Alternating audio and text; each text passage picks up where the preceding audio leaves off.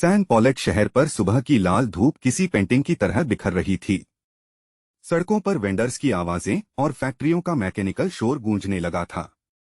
धुंधले गंदे खिड़की के कांच में एजरा यानी लियोमारिस खुद को घूर रहा था। सुनहरे बाल, पोनीटेल और लाल बैंड, उसका नया लुक सच में कातिलाना था। मखमली कपड़ों का एहसास उसके 6 साल के हॉस्पिटल गाउन से बिल्कुल अलग था। उसने हाथ फैलाए, फेफड़ों में कोई दर्द नहीं था, बस एक आजादी थी। अब तो लग गए मेरे, वो धीरे से बड़बड़ाया और चेहरा सिकोड़ लिया। नीचे सड़कों पर बढ़ती भीड़ को देखकर उसे लगा कि ये कोई सपना है। क्यों यार, कोई और नहीं मिला था क्या ट्रांसमिग्रेट करने के लिए, उसने सोचा। लियोमारिस वो विलेन था जिसने हीरो के पेरेंट्स को मारने में मदद की थी। गुस्से में उसने अपने दांत भींचे, उसकी फ्रस्ट्रेशन साफ चेहरे पर दिख रही थी। वो खिड़की से हटा और उस छोटे बिखरे कमरे में पागलों की तरह टहलने लगा। थककर वो बेड पर बैठ गया। कमरे से अजीब सी गंदी बदबू आ रही थी। घटिया ब्रोथल में ड्रग्स ओवरडोज से मरा था। ये क्या बकवास लाइफस्टाइल थी। नॉवेल के ऑथर ने लियोमारिस को बुजदिल, घमंडी और कायर का टैग दिया था। ड्रग क्वीन और एवरलास्टिंग ब्लैक ड्रैगन जैसे अजीब निकनेम्स उसके दिमाग में गूंजे। उसने एक गहरी सांस ली और खुद को शांत करने की कोशिश की। आर्केन मर्सिनरी नॉवेल के 500 से ज्यादा चैप्टर्स उसके दिमाग में छपे थे। उसे याद आया कि उसने कैंसर से लड़ते हुए ये नॉवेल पढ़ा था। रोबोट्स और मैजिक की वो दुनिया जहां हीरो लूसियस सबको तबाह करना चाहता था। लेकिन ऑथर ने जल्दबाजी में एंडिंग दी और लूसियस समेत सबको मार डाला। ये सेकंड चांस है, मैं इस फालतू विलेन की तरह दोबारा नहीं मरूंगा। अगर वो ड्रग्स से बच भी गया तो हीरो लूसियस उसे जिंदा नहीं छोड़ेगा। मुझे ताकत चाहिए और इस फैमिली का जुए का बिजनेस मेरा पहला जरिया होगा। तभी दरवाजे पर एक तेज अचानक दस्तक हुई जिसने सन्नाटा तोड़ दिया। लियोमारिस का दिल जोर से धड़का। उसने इस वक्त किसी को नहीं बुलाया था। दरवाजा झटके से खुला और एक बूढ़ा डरावना चेहरा सामने आकर खड़ा हो गया। ग्रे बाल, घनी मूछें और आंखों में कातिलाना लुक, वो बटलर सेबेस्टियन था। ये बुढ़ा तो मॉम का चमचा है, यहाँ क्या कर रहा है? लियोमारिस चौंक गया।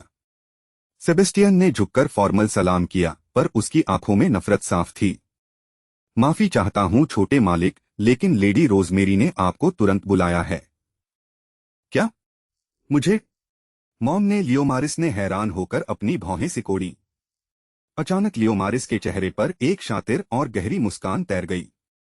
रनर्थ फैमिली के पास अंधा पैसा था और ताकतवर बनने के लिए उसे यही चाहिए था। लियोमारिस का जिंदा रहना अब इस नॉवेल की पूरी कहानी को बदलने वाला था। सेबेस्टियन ने उसकी मुस्कान देखकर निराशा में आह भरी और कहा, गाड़ी तैयार है। 4 घोड़ों वाली लाल आलीशान बग्घी इंडस्ट्रियल इलाके का काला धुआं पीछे छोड़ते हुए आगे बढ़ गई। हेलेना स्ट्रीट के रईस और सबसे सुरक्षित इलाके में रनर्थ एस्टेट के सामने बग्घी आकर रुकी। लियोमारिस ने खिड़की से बाहर देखा। उसकी पुरानी यादों का महल साक्षात सामने खड़ा था। लाल ईंटों की दीवारें और जॉर्जियन आर्किटेक्चर देखकर उसकी आंखें फटी की फटी रह गईं। सामने बिछा मखमली हरा लॉन और लोहे की नुकीली फेंस किसी शाही महल जैसी थी। भाई साहब, ये तो हूबहू लंदन का केंसिंगटन पैलेस लग रहा है, उसने मन में सोचा।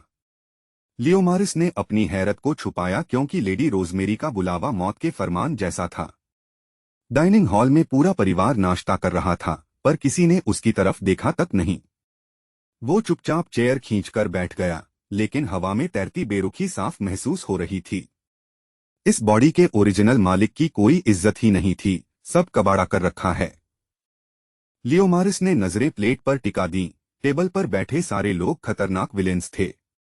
सामने बैठे डैड गॉडफ्रे इतने क्रूर थे कि खुद नॉवेल का हीरो भी उनसे काम पता था। अचानक लेडी रोजमेरी की ठंडी और भारी आवाज गूंजी। पूरा हॉल एकदम सन्नाटे में डूब गया। गॉडफ्रे किंग एलास्टेयर के साथ नॉर्थ गए हैं, तुम सब उनके लौटने तक घर में रहोगे। यह सुनते ही लियोमारिस ने मन में राहत की सांस ली और खुशी से उछल पड़ा। बड़ा भाई सैमुअल पत्थर जैसी शक्ल बनाकर झुका और उसने अपनी मां से सवाल किया, मॉम, डैड कब तक लौटेंगे? मुझे बिजनेस की कुछ डील्स फाइनल करनी हैं। रोजमेरी खामोश रही, पर बहन रोसे ने अपने सुनहरे बाल झटकते हुए ताना मारा। रेलवे प्रोजेक्ट की डील है, कम से कम 2 हफ्ते या 1 महीना तो लगेगा ही। सबकी नजरें लियोमारिस पर टिक गईं, जैसे वो उसके रोने धोने का तमाशा देखना चाहते हों। पुराना लियोमारिस होता तो अब तक चीखने चिल्लाने लगता, पर इस नए लड़के को कोई परवाह नहीं थी। लियो, तुम अगले हफ्ते से Helios imperial military academy join कर रहे हो, रोजमेरी बोली। रोजमेरी ने बिना उसकी तरफ देखे आगे कहा, तुम्हारी मंगेतर 3 दिनों में यहाँ आ रही है। यह आखिरी मौका है, उसे सही सलामत लाओ वरना अंजाम भुगतने के लिए तैयार रहना। मंगेतर का नाम याद आते ही लियोमारिस का हलक सूख गया, चेहरा एकदम सफेद पड़ गया। Rain Saint Clair, original novel की वो मेन हीरोइन जो हीरो की सबसे बड़ी ताकत थी। ओह तेरी! तो ऑथर ने इस सगाई का जिक्र इसलिए नहीं किया क्योंकि मैं मरने वाला था। लियोमारिस की आंखों में एक चमक आई, उसने हीरो की होने वाली महबूबा को छीनने की ठानी। अगर मुझे इस जादुई दुनिया में टिकना है तो मॉम का सपोर्ट हर हाल में चाहिए। उसने अपनी बॉडी लैंग्वेज को एकदम जेंटलमैन की तरह बदला और सीधे रोजमेरी की तरफ देखा। मॉम, अगर ऐसी बात है तो मेरी एक छोटी सी गुजारिश है आपसे। यह सुनते ही रोसे के हाथ से कांटा छूट गया और सैमुअल का मुंह खुला का खुला रह गया। मैं चाहता हूं कि बटलर सेबेस्टियन मुझे तलवारबाजी और बंदूकों की कड़ी ट्रेनिंग दे। पूरे डाइनिंग हॉल में सन्नाटा छा गया। लेडी रोजमेरी ने पहली बार अपनी पलकें उठाईं। रोजमेरी ने 2 सेकंड उसकी आंखों में झांका, फिर वापस अपनी प्लेट की तरफ देख लिया। जो ठीक लगे करो। रोजमेरी के इस जवाब पर लियोमारिस चुपके से मुस्कुरा उठा। जादू, तलवारें और बंदूकों का यह खतरनाक कॉम्बिनेशन इस नई दुनिया का सबसे बड़ा सच था। लियोमारिस के पिछले जन्म के पेरेंट्स डिटेक्टिव थे, इसलिए बंदूकों से उसका पुराना और गहरा नाता था। विक्टोरियन एरा जैसी दिखने वाली इस रहस्यमयी दुनिया का आसमान हल्के लाल रंग से रंगा था। नाश्ता खत्म होते ही लियोमारिस फुर्ती से उठा और बटलर सेबेस्टियन को खींचकर सीधे बैकयार्ड में ले गया। बैकयार्ड का विशाल मैदान ट्रेनिंग के लिए था, जहां दूर दूर तक लकड़ी के पुतले खड़े थे। धूप में चमकती गोल्डन डबल एक्शन रिवॉल्वर को हाथ में थामकर वो टारगेट से 10 मीटर दूर खड़ा हुआ। छोटे मालिक, डबल एक्शन थोड़ा संभलकर, इसका ट्रिगर खींचने में काफी ताकत लगती है, सेबेस्टियन पीछे से बोला।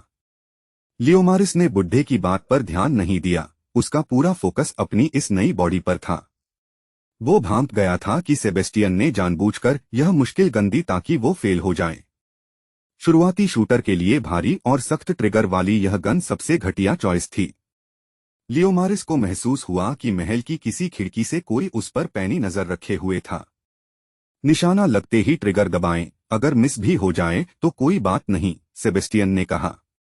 लियोमारिस ने बिना एक पल गवाए एक के बाद एक 3 दनादन शॉट्स हवा में दागे। धार्य, धार्य, धार्य। तीनों गोलियां सीधे लकड़ी के पुतले के सीने के पार निकल गईं। सेबेस्टियन का मुंह खुला का खुला रह गया, क्योंकि लियोमारिस ने एक भी निशाना मिस नहीं किया था। दूसरी मंजिल की खिड़की पर खड़ी लेडी रोजमेरी यह सब बिना किसी एक्सप्रेशन के देख रही थी। सिर्फ 3 गोलियां? क्या हम यहां मजाक करने आए हैं? लियोमारिस ने त्योरियां चढ़ाते हुए पूछा। सेबेस्टियन ने पसीना पोंछते हुए झुककर कहा, माफ करें मालिक, इसकी गोलियां बाहर से आनी बाकी हैं। लियोमारिस को याद आया कि इस पूरे नॉवेल में डबल एक्शन रिवॉल्वर बेहद दुर्लभ और कीमती हथियार था। तभी सेबेस्टियन दौड़कर गया और एक आसान सिंगल एक्शन रिवॉल्वर लेकर तुरंत वापस लौट आया। लियोमारिस ने नई गन हाथ में ली और एक के बाद एक परफेक्ट शॉट्स की झड़ी लगा दी। अद्भुत! ऐसा अचूक निशाना तो कोई ट्रेंड फौजी भी नहीं लगा सकता, सेबेस्टियन हैरान होकर बोला। यह मेरा पहला चांस था, पर मुझे तलवारबाजी और आपके सालों के तजुर्बे की जरूरत है, लियोमारिस मुस्कुराया। बुढ़े बटलर के चेहरे पर हल्की मुस्कान आई, जो अगले ही पल एक गंभीर चिंता में बदल गई। निशाना अच्छा है मालिक, पर जादूगरों के सामने सिर्फ बंदूक से जिंदा बचना नामुमकिन है, सेबेस्टियन ने टोका। लियोमारिस को अंदाजा था कि सेबेस्टियन कोई मामूली नौकर नहीं, बल्कि कोई रिटायर्ड खतरनाक नाइट या मर्सिनरी था। हीरो लूसियस अब तक मैजिक बुक हासिल कर चुका होगा, मुझे उससे लड़ने के लिए और स्ट्रांग होना पड़ेगा। अपने विचारों को झटककर लियोमारिस ने बंदूक साइड में रखी और हाथ में भारी तलवार थाम ली। खिड़की पर दोबारा खड़ी रोजमेरी के बगल में इस बार उसका बड़ा बेटा सैमुअल भी आकर खड़ा हो गया। नीचे भाई को पसीना बहाते देख सैमुअल के होठों पर एक शातिर और गहरी मुस्कान उभर आई। उसी वक्त शहर के एक अंधेरे, गंदे पब के कोने में कुछ रहस्यमयी लोग जमा थे। मैले काउंटर को साफ करते हुए बारटेंडर ने बेहद धीमी और साजिशी आवाज में बात शुरू की। खबर पक्की है भाई, बड़े नवाब यानी डैड गॉडफ्रे शहर से बाहर जा चुके हैं। यह सुनते ही उस टेबल पर बैठे गुंडों की आंखों में नफरत और खून उतर आया। उस जहरीले ड्रग से उस कमीने लियोमारिस को मर जाना चाहिए था, पर वो बच गया, एक गुंडा गुर्राया। गॉडफ्रे के लौटने से पहले हमें उस रईसजादे को उसके पापों की भयानक सजा देनी ही होगी। 2 दिनों की खतरनाक ट्रेनिंग के बाद लियोमारिस के बदन का कोना कोना दर्द से टूट रहा था। इंपीरियल एकेडमी में उसे जंग के लिए एक जादुई वॉरियर की तरह खुद को ढालना ही था। लियोमारिस को महसूस हो रहा था कि इस दुनिया में आते ही कहानी बदल चुकी है। बड़ा भाई सैमुअल लगातार उसे घूर रहा था और उसकी वो शातिर मुस्कान रोंगटे खड़े कर देती। अंडरवर्ल्ड की खूंखार ऑर्गेनाइजेशन अनहोली प्रीस्ट्स का वाइस कैप्टन कोई और नहीं बल्कि खुद सैमुअल था। सैमुअल ताकत से नहीं बल्कि अपनी खौफनाक चालाकी और धोखेबाजी से दुश्मनों को जिंदा दफन करता था। डैड गॉडफ्रे के खौफ की वजह से सैमुअल उस पर सीधा जादुई हमला नहीं कर सकता था। रोजमेरी का अचानक रेन सेंट क्लेयर को बचाने की जिम्मेदारी सौंपना किसी बड़े खतरे का सिग्नल था। नाश्ते की टेबल पर चम्मचों की खनखनाहट के बीच सैमुअल लगातार लियोमारिस को देखकर मुस्कुरा रहा था। क्या मैं बहन रोसे के जरिए इस कमीने सैमुअल के प्लान का पता लगाऊं, उसने सोचा। तभी सैमुअल ने अचानक चम्मच प्लेट पर पटकी और लेडी रोजमेरी की तरफ अपनी गर्दन घुमाई। मॉम, अगर आपकी इजाजत हो तो मुझे छोटे भाई लियोमारिस से अकेले में बात करनी है। लियोमारिस के चेहरे पर हवाइयां उड़ने लगीं। सैमुअल के साथ अकेले रहना मौत को दावत देना था। लियो, नाश्ते के बाद सीधे बैकयार्ड में आओ, मुझे तुमसे कुछ जरूरी बात करनी है, सैमुअल मुस्कुराया। लियोमारिस ने अपने सिर को दबाया। 6 साल पहले इसी सैमुअल ने उसे जाल में फंसाया था। बैकयार्ड के सन्नाटे में लियोमारिस दीवार से सटकर हाथ जेब में डाले बेहद अलर्ट खड़ा था। मॉम से बचकर रहना मेरे भाई, उनकी नकली ममता के पीछे बहुत गहरा दलदल है, सैमुअल बोला। लियोमारिस ने कोई जवाब नहीं दिया। इस नई जिंदगी को बचाने के लिए उसे हर हाल में मैजिक बुक चाहिए थी। तुम्हें मुझसे क्या बकवास करनी है? सीधे सीधे पॉइंट पर आओ, लियोमारिस ने गुस्से में कहा। सैमुअल ने नाटक करते हुए अपनी छाती पर हाथ रखा, जैसे उसके दिल को गहरी ठेस लगी हो। तुमने मुझे बड़ा भाई तक नहीं कहा। मुझे लगा तुम सुधर गए हो, छोटे मियां। अगले ही पल सैमुअल के चेहरे का वो नकली भोलापन गायब हो गया और आंखें पथरा गईं। मॉम ने तुम्हें मंगेतर रेन को लाने का मिशन दिया है ना? मेरे पास एक सीक्रेट इन्फॉर्मेशन है, लेकिन इसके बदले तुम्हें फ्यूचर में मेरा एक काम करना होगा और अपनी बटलर हैजल मुझे सौंपनी होगी। लियोमारिस का चेहरा सख्त हो गया। वो समझ गया कि सैमुअल हैजल के किसी बड़े राज को जानता है। तुम्हारे दोनों नौकर तुम्हारी इज्जत नहीं करते, वो तुम्हारे डूबे हुए कसीनों में अय्याशी कर रहे हैं। सैमुअल ने लाल सूरज की तरफ देखते हुए ठंडी हवा का एक गहरा कश अंदर खींचा। तुम अपनी मंगेतर पर होने वाले जानलेवा हमले के बारे में ही बताने वाले हो ना, मिस्टर वाइस कैप्टन? यह सुनते ही सैमुअल सन्न रह गया। फिर अचानक उसकी भयानक और पागलपन से भरी हंसी गूंज उठी। वाह, तुम तो काफी चालाक निकले। तुम्हें मेरे अनहोली प्रीस्ट्स के कनेक्शन का भी पता है। पूरी हवा एकदम भारी हो गई, जैसे आसपास का तापमान अचानक कई डिग्री गिर गया हो। वो गुंडे सिर्फ लड़की के पीछे नहीं हैं लियो, उनका असली और आखिरी टारगेट तुम्हारी अपनी गर्दन है। उन लोगों ने मुझे मोटी रकम दी है और मैं अपना काम पूरी शिद्दत से पूरा करूंगा। तो तुम सीधे सीधे यह कह रहे हो कि तुम मुझे मार डालोगे? बड़े भाई लियोमारिस मुस्कुराया। सैमुअल ने हवा में हाथ लहराया और पीछे मुड़कर जाते हुए एक नकली और प्यार भरा बाय कहा। लियोमारिस को याद आया कि इस बॉडी के पुराने मालिक ने चर्च की पवित्र मूर्ति को तोड़ा था। पूरे शहर के मजदूर और वो गुंडे लियोमारिस का खून पीने के लिए तड़प रहे थे। गुस्से में लियोमारिस ने अपने हाथ का मुक्का पास की पत्थर की दीवार पर दे मारा। रेन सेंट क्लेयर का जिंदा रहना बेहद जरूरी था, क्योंकि उसकी विजन जादुई ताकत बेजोड़ थी। मुझे तुरंत अपने वफादार नौकरों हारून और हैजल को किसी भी तरह ढूंढना ही होगा। लेकिन उन गुंडों की फौज से अकेले लड़ना इस कमजोर शरीर के लिए सीधे सुसाइड जैसा था।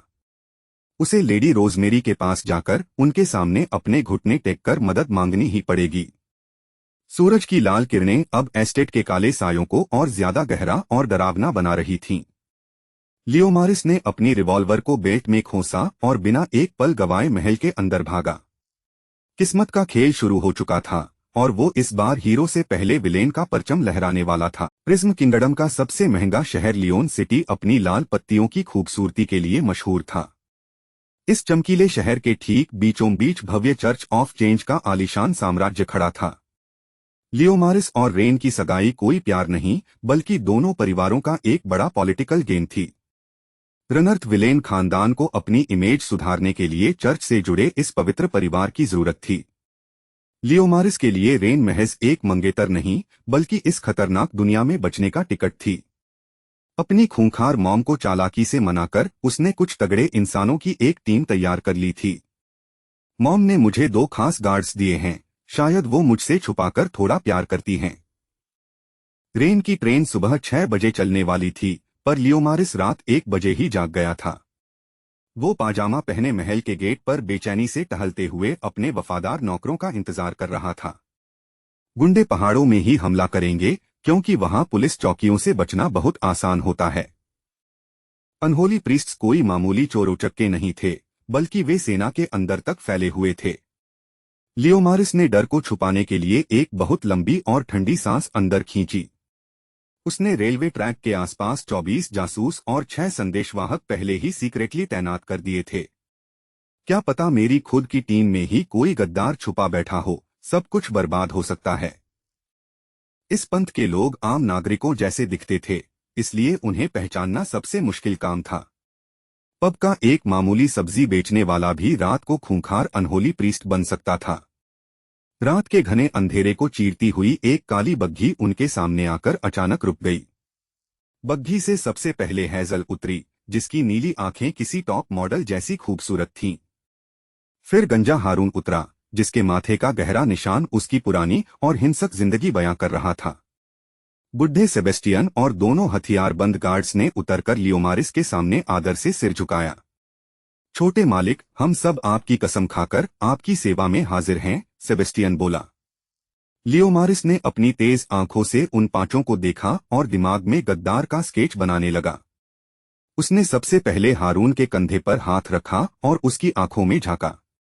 हारून, तुम लियोन सिटी जाओ और अपनी खुफिया कूटनीति से पूरी सिचुएशन पर कड़ी नजर रखो।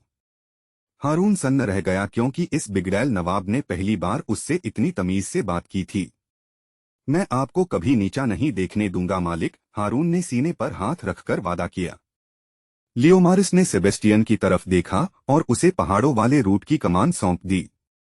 सेबेस्टियन, तुम दोनों गार्ड्स के साथ पहाड़ों में छुपकर ट्रेन पर होने वाले हमले को नाकाम करो। अब बारी हैजल की थी। लियोमारिस ने जेब से चमचमाती रिवॉल्वर निकालकर उसके हाथों में थमा दी। लियोमारिस हैरान था कि इतनी मासूम दिखने वाली गुड़िया जैसी लड़की मॉम की खास जासूस कैसे बनी। हैजल, जब रेन यहाँ आए तो तुम अपनी एक्टिंग से उसे भेष बदलकर दुश्मनों से दूर रखना। तुम अकेली हो जिस पर मैं आंख बंद करके इस वक्त भरोसा कर सकता हूँ। हैजल ने थूक निगला, उसे यकीन नहीं हो रहा था कि उसका मास्टर इतना बदल चुका है। लेकिन मालिक, सब जानते हैं कि मैं आपकी राइट हैंड हूं, वो मुझ पर शक करेंगे। लियोमारिस मुस्कुराया, यही तो हमारा जाल है, वो तुम्हारे धोखे में आकर अपनी टीम बांट देंगे। उसने हैजल के कंधे को हौसला देते हुए थपथपाया, मेरी पूरी जिंदगी अब तुम्हारे कोमल हाथों में है। हैजल ने झुककर सलाम किया, आपके इस भरोसे को मैं अपने खून से सही साबित करूंगी। काली बग्घी उन सबको लेकर रात के सन्नाटे में धूल उड़ाती हुई तेजी से निकल गई। लियोमारिस को खुद नहीं पता था कि उसकी ये बातें सच में काम करेंगी या नहीं। वो सिर्फ अपनी मॉम के वफादार मोहरों के दम पर यह बहुत बड़ा जुआ खेल रहा था। नियमों के मुताबिक वो खुद इस जादुई एस्टेट की सीमा पार करके बाहर नहीं जा सकता था। ठंडी रात की हवा उसके पाजामे को छूकर गुजरी और उसके दिल की धड़कनें और तेज हो गईं। अगर यह प्लान फेल हुआ तो उसकी यह दूसरी जिंदगी शुरू होने से पहले ही खत्म हो जाती। उसने आसमान की तरफ देखा जहां चांद बादलों के पीछे छुपने की नाकाम कोशिश कर रहा था। लूसियस, तुम्हारी हीरोइन को अब मैं अपनी ढाल बनाऊंगा, उसने मन में ठान लिया। प्रिज्म किंगडम की सबसे तेज जादुई ट्रेन तूफान की रफ्तार से पटरियों पर दौड़ रही थी। ट्रेन के एक आलीशान केबिन में सफेद बालों वाली रेन पीला चेहरा लिए गुमसुम बैठी थी। उसकी मंगेतर जैसी ड्रेस और उदास लाल आंखें किसी गहरी चिंता की कहानी बयां कर रही थीं। सामने बैठी उसकी चुलबुली नौकरानी रेन ढेर सारे सामान को कसकर पकड़े हुए मुस्कुराई। मालकिन, अभी से मंगेतर से नफरत? आप तो लियोमारिस से कभी मिली भी नहीं हैं। रेन ने खिड़की के बाहर देखा। उसे इस सुहाने सफर में एक अजीब सी अनहोनी का एहसास हो रहा था। खानदान का भविष्य दांव पर है, अब इस पॉलिटिकल सगाई से पीछे हटने का कोई रास्ता नहीं। तभी केबिन के दरवाजे पर एक हल्की सी दस्तक हुई जिसने दोनों को चौंका दिया। एक सीधा साधा वेटर चाय की ट्रॉली लेकर अंदर आया और उसने टेबल पर कप रख दिए। मैडम, आपके लिए स्पेशल ग्रीन टी लाया हूं, इसका कोई चार्ज नहीं लगेगा, वेटर मुस्कुराया। नौकरानी ने अपनी भौहें सिकोड़ी, पर हमने तो ऑर्डर नहीं किया, बिना पूछे क्यों लाए? डांट सुनते ही वेटर का चेहरा एकदम भयानक हो गया, जैसे उसने भूत देख लिया हो। माफ करना मैडम, अगर आपको ऐतराज है तो मैं इसे वापस ले जाता हूं, वेटर हकलाया। रेन ने वेटर को जाने का इशारा किया, पर माहौल में अजीब सा सन्नाटा पसर गया। अचानक केबिन के बाहर से किसी के भारी कदम लड़खड़ाकर गिरने की आवाज आई। दोनों लड़कियां झटके से खड़ी हो गईं और दरवाजे के नीचे से गाढ़ा लाल खून बहकर अंदर आने लगा। मुझे शक तो था, पर बात इतनी जल्दी कत्लेआम तक पहुंच जाएगी यह नहीं सोचा था। वफादार नौकरानी तुरंत रेन के आगे खड़ी हो गई और उसने छुपाकर रखा खंजर निकाल लिया। आप फिक्र मत कीजिए मालकिन, आपकी हिफाजत के लिए मैं अपनी जान दे दूंगी। तभी दरवाजे का हैंडल घूमा और रेन ने तुरंत अपने बूट से रिवॉल्वर निकालकर तान दी। सामने आओ, वरना एक सेकंड में खोपड़ी उड़ा दूंगी, रेन की आवाज हॉल में गूंजी। एक गंजा और डरावना आदमी अंदर आया, जिसके कपड़ों पर खून के ताजा धब्बे साफ दिख रहे थे।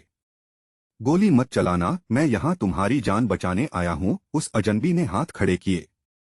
बिना पूछे एक कदम भी आगे मत बढ़ाना, नौकरानी ने चिल्लाकर वार्निंग दी। जैसे ही उस आदमी ने चाय के कप की तरफ हाथ बढ़ाया, नौकरानी ने उसके कंधे में गोली मार दी। धाय! गोली लगते ही वो आदमी घुटनों पर बैठ गया, पर उसके चेहरे पर दर्द का कोई निशान नहीं था। कमीनी लड़की, पहले चाय के कप के नीचे तो देख लो, फिर मुझे मारना, वो चिल्लाया। नौकरानी ने जैसे ही कप को हिलाया, उसके नीचे छुपा टाइमर देखकर उसके होश उड़ गए। भागो, यह एक जादुई बम है, नौकरानी चिल्लाई और खिड़की का कांच तोड़कर कप बाहर फेंक दिया। ट्रेन से दूर गिरते ही बम एक भयानक धमाके के साथ हवा में फट गया। रेन का दिल जोर जोर से धड़क रहा था। मौत का ऐसा खौफनाक मंजर उसने पहली बार देखा था। तुम कौन हो और किसने तुम्हें हमारी जासूसी के लिए भेजा है? नौकरानी ने पूछा। मेरा नाम हारून है और तुम्हारे होने वाले मंगेतर लियोमारिस ने मुझे तुम्हारी हिफाजत के लिए भेजा है। रेन ने अपनी रिवॉल्वर वापस बूट में रखी, तो यह सब लियोमारिस के दुश्मनों की साजिश है। हारून ने अपने घाव को दबाते हुए कहा, पहाड़ों का रास्ता अभी बाकी है, वहां और भी बड़ा खतरा है। नौकरानी ने अपनी गलती के लिए माफी मांगी और हारून के कंधे पर पट्टी बांधने लगी। उधर पहाड़ों के मोर्चे पर लियोमारिस के भेजे दो गार्ड्स एक बूढ़े के सामने थरथर कांप रहे थे। सामने खड़े सेबेस्टियन के बाल और मूछें पूरी तरह दुश्मनों के खून से सनी हुई थीं। उसके हाथ में मौजूद बड़ा सा कसाई चाकू देखकर दोनों गार्ड्स के हलक में थूक सूख गया। अंडरवर्ल्ड की दुनिया में लेडी रोजमेरी के इस खूंखार बटलर को लोग द बुचर कहते थे। गार्ड्स अपनी जान बचाने के लिए पहाड़ी से कूदने ही वाले थे कि सेबेस्टियन की परछाई उन पर हावी हो गई। एक ही पल में सेबेस्टियन के भारी चाकू ने हवा को चीरा और दोनों के सिर धड़ से अलग हो गए। दुश्मनों के भेजे सारे जासूस अब पहाड़ों की वादियों में लाश बनकर बिखरे पड़े थे। सेबेस्टियन ने चेहरे से खून पोंछा और एक ठंडी, साइकोपैथ मुस्कान के साथ पटरियों की तरफ देखा। दूर से आती ट्रेन की सीटी गूंजी और वो अपने नए शिकार का स्वागत करने के लिए तैयार हो गया। रनर्थ एस्टेट के आलीशान कमरे में चेस बोर्ड पर मोहरे सजे थे और माहौल काफी भारी था। लियोमारिस का ध्यान खेल पर नहीं था, वह बाहर चल रहे सीक्रेट मिशन के बारे में सोच रहा था। क्या सोच रहे हो छोटे भाई, शर्त मंजूर है या नहीं? सैमुअल ने एक शातिर चाल चली। अगर मिशन कामयाब हुआ तो 1 साल तक मेरी पूरी वफादारी तुम्हारी, वरना हेजल मेरी होगी। सैमुअल के चेहरे पर एक ऐसी क्रूर और आश्वस्त मुस्कान थी जो किसी को भी डरा दे। अगर मैं जीता तो ताकत मिलेगी और हारा तो वैसे भी मॉम मुझे जिंदा नहीं छोड़ेंगी। तुम तो बुरी तरह फंस गए हो लियो, चाहो तो हम मॉम को इस शर्त का गवाह बना सकते हैं। मॉम रोजमेरी का नाम सुनते ही लियोमारिस ने अपनी आंखें सिकोड़ी और गहरी सांस ली। चलो ठीक है भाई, तुम्हारी यह अजीब और खतरनाक शर्त मुझे पूरी तरह मंजूर है। लियोमारिस के हामी भरते ही सैमुअल के होंठ एक डरावनी और चौड़ी मुस्कान में फैल गए। उधर तूफान की रफ्तार से दौड़ती ट्रेन के अंदर नौकरानी रेन ने हारून के जख्म को बांधा। रेन सेंट क्लेयर ने शक भरी निगाहों से घायल हारून को देखा, उसका दिल घबरा रहा था। लियोमारिस ने ऐसा क्या कांड किया है जो लोग मेरी जान लेने पर तुले हैं? लेडी रेन, छोटे मालिक के दुश्मनों की लिस्ट बहुत लंबी है, वे उनसे सख्त नफरत करते हैं। वो मजदूरों के पैसे मारता है, गरीबों को पीटता है और दुकानों में तोड़फोड़ करता है। रेन ने चिढ़कर अपना सिर पकड़ लिया, उसे समझ नहीं आया कि वह किसके जाल में फंसी है। तभी हारून अचानक उठ खड़ा हुआ, उसकी नजरें टूटी हुई खिड़की के बाहर पहाड़ों पर थीं। अलर्ट हो जाओ लड़कियों, ट्रेन के सारे सरकारी गार्ड्स बेरहमी से मारे जा चुके हैं। हारून ने फुर्ती से दरवाजा लॉक किया और दोनों लड़कियों को अपने पीछे छुपने को कहा।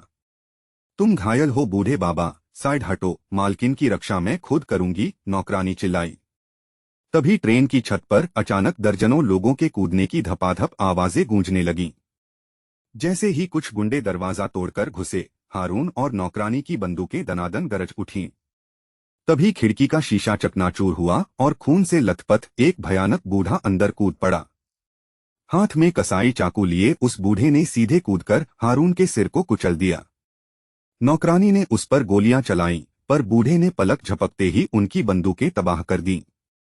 नहीं, मैं यहां इस तरह नहीं मर सकती, रेन ने अपनी रिवॉल्वर तानने की कोशिश की। नौकरानी ने अपना खंजर बूढ़े के हाथ के आर पार कर दिया, पर उसने पलटकर उसे बेहोश कर दिया। तभी रेन ने देखा कि हारून का कुचला हुआ सिर जादुई तरीके से वापस जुड़ रहा था। इस खौफनाक जादू और मारपीट को देखकर रेन का दिमाग घूम गया और वो गिर पड़ी। जब रेन की आंख खुली तो वही डरावना बूढ़ा उसके गालों को थपथपाकर मुस्कुरा रहा था। पूरा केबिन खून से सना था और बगल में बैठी नौकरानी मजे से स्नैक्स खा रही थी। यहाँ क्या बकवास चल रही है? कोई मुझे तुरंत समझाएगा, रेन पागलों की तरह चिल्लाई। बूढ़े ने झोले से एक कटा हुआ सिर निकाला, वो सिर गद्दार हारून का था। यह हारून गद्दार था जो चुपके से अनहोली प्रीस्ट्स के साथ मिलकर आपको फंसा रहा था। रेन ने गुस्से में कहा, मैं तुम पर कैसे भरोसा करूं? हारून भी यही कह रहा था। मालकिन, यह लेडी रोजमेरी के वफादार बटलर सेबेस्टियन हैं, चेहरा खून से सना था इसलिए पहचाना नहीं। हारून का प्लान आपको मारना नहीं, बल्कि अगवा करके लियोमारिस को मौत के घाट उतारना था। सेबेस्टियन ने झुककर माफी मांगी, छोटे मालिक ऐसा खून खराबा कभी नहीं चाहते थे, लेडी रेन। यानी खतरा अभी टला नहीं है? रेन ने एक बहुत लंबी और ठंडी सांस छोड़ी। सेबेस्टियन की आंखें गंभीर हो गईं, अब वो आपको अगवा नहीं, सीधे जान से मारना चाहते हैं। मौत का यह खौफनाक सच रेन के दिल में किसी भारी पत्थर की तरह बैठ गया। खिड़की के बाहर पहाड़ों के काले साए अब ट्रेन को पूरी तरह निगलने के लिए तैयार थे। सेबेस्टियन ने अपने कसाई चाकू को साफ किया और केबिन के टूटे दरवाजे पर पहरा देने लगा। रेन ने अपने बूट से दूसरी गन निकाली, उसकी आंखों में अब डर की जगह गुस्सा था। ट्रेन पहाड़ों के सबसे अंधेरे मोड़ पर मुड़ चुकी थी, जहां मौत उनका इंतजार कर रही थी। करीब 2 घंटे बाद सैन पॉलेट रेलवे स्टेशन पर ट्रेन आकर रुकी तो वहां का मंजर देखकर हर कोई दंग रह गया। ट्रेन के केबिन दीवारों पर खून के थक्के जमे थे, लेकिन ताज्जुब की बात थी कि वहां एक भी लाश नहीं थी। लोकल पुलिस जब तक हथियार ताने बोगियों में घुसी, तब तक कातिल हवा की तरह वहां से गायब हो चुके थे। पुलिस ने तुरंत चश्मदीदों को घेरा, जिन्होंने सफेद बाल और ठंडी लाल आंखों वाली एक रहस्यमयी लड़की का हुलिया बताया। पुलिस के पास सिर्फ यही एक सुराग था, क्योंकि सच बताने वाले सारे सरकारी गार्ड्स पहले ही मारे जा चुके थे। सैन पॉलेट की सड़कों पर पुलिस ने नाकाबंदी कर दी और तेज भागने वाली रईस बग्घियों को रोकना शुरू किया। कुछ ही मिनटों में सड़कों पर गाड़ियों का भारी जाम लग गया और पुलिस की नजरें हर कोने को खंगालने लगीं। तभी किस्मत से पुलिस को एक काली बग्घी दिखी, जिसमें सिर्फ एक घबराई हुई लड़की और ड्राइवर सवार थे। लड़की ने डर के मारे अपने हाथ हवा में उठा दिए, उसकी कांपती आंखें भागने का रास्ता ढूंढ रही थीं। चारों तरफ से पुलिस और गुस्से से भरी जनता ने उस बग्घी को इस तरह घेरा कि हिलना भी नामुमकिन था। आखिर मैंने क्या किया है? मुझे क्यों रोक रहे हो? लड़की ने रोते हुए खिड़की से चिल्लाकर पूछा। कमीनी, चुप रह। तूने ट्रेन में इतने बेगुनाह लोगों को मारा, तुझे तो जिंदा जला देना चाहिए, एक अफसर चिल्लाया। गुस्से में पागल एक पुलिस वाले ने आव देखा न ताव सीधे उस लड़की के कंधे पर गोली दाग दी। धाय! एक दर्दनाक चीख सन्नाटे को चीर गई और झटके से उस लड़की के सिर से बड़ा सा हैट नीचे गिर गया। हैट गिरते ही पुलिस वाले सन्न रह गए। उस लड़की के बाल सफेद नहीं बल्कि लाल थे, जिनके सिरे सफेद थे। अफसर ने चारों तरफ देखा पर किसी के पास कोई जवाब नहीं था। उन्होंने हुलिये के चक्कर में गलत लड़की को गोली मार दी थी। घायल लड़की को तुरंत हॉस्पिटल भेजा गया और पुलिस का एक बड़ा दस्ता दूसरी तरफ असली कातिल को ढूंढने निकल पड़ा। कुछ ही दूरी पर पुलिस को एक और महंगी बग्घी दिखी, जिसमें सचमुच एक सफेद बालों वाली लड़की बैठी थी। हथियारबंद जवानों ने बग्घी को चारों तरफ से घेर लिया। उनकी उंगलियां बंदूक के ट्रिगर पर कस चुकी थीं। पर बग्घी में बैठी यह लड़की जरा भी नहीं डरी। उसने खुद अपना हैट हटाया और पुलिस वालों को घूरने लगी। यह कोई और नहीं बल्कि भेस बदले हुए हैजल थी, जिसकी नीली आंखें इस वक्त अंगारे की तरह सुलग रही थीं। बग्घी जैसे ही इंडस्ट्रियल एरिया की सुनसान बिली स्ट्रीट पर मुड़ी, वहां फैक्ट्रियों के शोर ने सन्नाटे को ढक लिया। अगले 5 मिनट में हवा में गोलियों की तड़तड़ाहट गूंजी और हमला करने वाले सारे पुलिस वाले ढेर हो गए। हैजल ने बग्घी छोड़ी और पैदल ही गलियों में निकल गई। जादू से उसके बाल अब काले और आंखें नीली हो चुकी थीं। उसने अपने हाथ में मौजूद उस सिल्वर रिवॉल्वर को चूमा जो सुबह उसके मास्टर लियोमारिस ने उसे गिफ्ट की थी। मास्टर का यह पहला तोहफा है। उम्मीद है उनकी मंगेतर रेन अब तक महल सुरक्षित पहुंच गई होगी। हैजल किसी बेफिक्र हसीना की तरह मुस्कुराते हुए भीड़ में खो गई, जैसे उसने अभी अभी कोई कत्लेआम न किया हो। उधर रनर्थ एस्टेट के आलीशान गेट पर लियोमारिस दोपहर से भूखे प्यासे खड़ा लगातार रास्ते को निहार रहा था। बेचैनी के मारे वो अपने हाथ के नाखून चबा रहा था। तभी दूर से एक लाल रंग की शाही बग्घी आती दिखी। बग्घी रुकी और उसमें से सबसे पहले रेन सेंट क्लेयर उतरी, जिसके सफेद बाल और लाल आंखें कहर ढा रही थीं। लियोमारिस उसकी बेमिसाल खूबसूरती को देखकर दंग रह गया। नॉवेल के डिस्क्रिप्शन से भी कहीं ज्यादा हसीन थी वो। तभी बग्घी से घायल नौकरानी और खून से सना सेबेस्टियन उतरे और रेन थकान के मारे लड़खड़ाने लगी। लियोमारिस ने फुर्ती से आगे बढ़कर उसे अपना कंधा देना चाहा, ताकि वो गिरने से बच सके। पर रेन ने नफरत से उसे झटका दिया और सहारा लेने के लिए अपनी नौकरानी की तरफ मुड़ गई। लियोमारिस का चेहरा अजीब से अपमान से उतर गया, पर इस वक्त उसे एक और बड़ा सच जानना था। वो तुरंत बूढ़े सेबेस्टियन की तरफ मुड़ा। शुक्रिया सेबेस्टियन, मुझे पता था तुम रेन को बचा लाओगे। यह तो मेरा फर्ज था। छोटे मालिक, रनर्थ खानदान के दुश्मनों को जिंदा रहने का कोई हक नहीं। लियोमारिस मुस्कुराया, पर सेबेस्टियन के कपड़ों पर लगे खून को देखकर उसका माथा अचानक ठनका। वैसे हमारे बाकी के गार्ड्स और लोग कहाँ हैं? लियोमारिस ने हिचकिचाते हुए पूछा। सेबेस्टियन ने खून से लथपथ वो बोरा सामने रखा जिसमें गद्दार हारून का कटा हुआ सिर था। माफ करना मालिक, जब मुझे पता चला कि हारून गद्दार है तो मैंने रिस्क न लेते हुए सबको साफ कर दिया। लियोमारिस का मुंह खुला का खुला रह गया। उसे अंदाजा नहीं था कि यह बूढ़ा कसाई इतना भयानक हो सकता है। पर अब रेन सुरक्षित थी। मैजिक बुक और एकेडमी का रास्ता साफ था और भाई सैमुअल अब उसका गुलाम था। महल की ऊपरी मंजिल पर लेडी रोजमेरी सोफे पर बैठी चॉकलेट ड्रिंक की चुस्कियां लेते हुए मुस्कुरा रही थीं। पीछे खड़े सेबेस्टियन ने अपना कसाई चाकू साफ किया और बोला, छोटे मालिक में दम है मॉम, वो हमारे बहुत काम आएगा। हारून शुरू से गद्दार नहीं था, लेकिन पुराने लियोमारिस के जुल्मों ने उसे अनहोनी प्रीस्ट्स का मोहरा बना दिया। ट्रेन में उसका सिर धड़ से अलग होने के बाद भी वो जिंदा था, क्योंकि उसका दिमाग रीजेनरेट हो सकता था। लियोमारिस ने जब रेन और उसकी नौकरानी की ये खुफिया बातचीत छुपकर सुनी तो उसकी रीढ़ में सिहरन दौड़ गई। रेन महल में आने के बाद से लियोमारिस को ऐसे इग्नोर कर रही थी जैसे वो कोई भूत हो। अगली सुबह जब लियोमारिस ग्राउंड पर पहुंचा तो रेन वहां सेबेस्टियन से तलवारबाजी के पैंतरे सीख रही थी। रेन की आंखों में खौफनाक और ठंडी आग थी, जो ऑथर के मुताबिक सिटाडेल की जंग के बाद आनी थी। ओरिजिनल नॉवेल में तो मेन हीरो लूसियस उसे मीठा खिलाकर उसका दिल जीतता था। मुझे भी यही करना होगा। लियोमारिस एक प्लेट में चेरी और एक्स्ट्रा क्रीम वाला केक लेकर चुपचाप दीवार के सहारे खड़ा हो गया। रेन ने ट्रेनिंग रोक दी। केक की मीठी खुशबू सीधे उसके आत्मसम्मान पर वार कर रही थी। वह खींची चली आई, उसकी लाल आंखें केक पर जमी थीं और दिल में कशमकश चल रही थी। चलो, लूसियस का यह सीक्रेट मेरे काम आया। मीठे के चक्कर में यह लड़की अपनी जान भी दे सकती है। तुम यहाँ मेरे लिए ही आए हो ना? इस केक का इस्तेमाल मुझे फंसाने के लिए किया है। लियोमारिस मुस्कुराया और बिना कुछ बोले प्लेट उसकी तरफ बढ़ा दी, जिसे रेन ने झटके से थाम लिया। इतना मीठा सेहत के लिए जहर है रेन, तुम्हारी यही कमजोरी तुम्हें एक दिन मौत के मुंह में धकेलेगी। रेन ने अपनी लाल आंखें लियोमारिस की सुनहरी आंखों में गड़ाई। उसे यह आवारा लड़का बदला हुआ लगा। तो क्या अब तुम इस कमजोरी का फायदा उठाकर मुझे ब्लैकमेल करने वाले हो? उसने कड़क कर पूछा। मैं जानता हूं तुम मुझे घटिया समझती हो, पर मैं हमेशा ऐसा आवारा बनकर नहीं रहना चाहता, लियोमारिस बोला। इस सगाई में हमारी मर्जी नहीं थी, पर हम चाहें तो इसे एक खूबसूरत रिश्ता बना सकते हैं।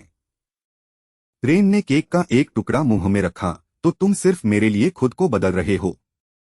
लियोमारिस हंस पड़ा।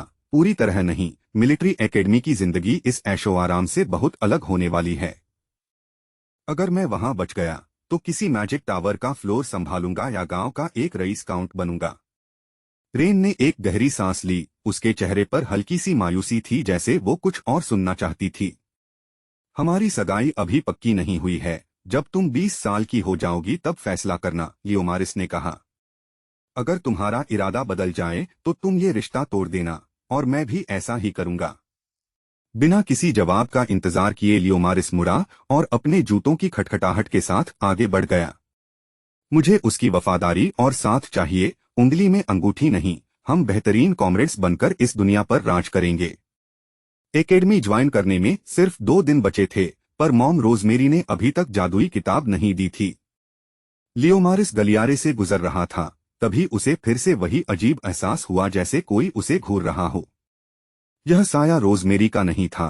कोई अनजान ताकत लगातार उसके दिमाग के बंद दरवाजों को खटखटा रही थी। आखिर मुझे इस नॉवेल की दुनिया में किसने भेजा और क्यों? मेरा असली मकसद क्या है? हवा का एक ठंडा झोंका आया और परछाई की तरह सेबेस्टियन अचानक लियोमारिस के ठीक सामने प्रकट हो गया।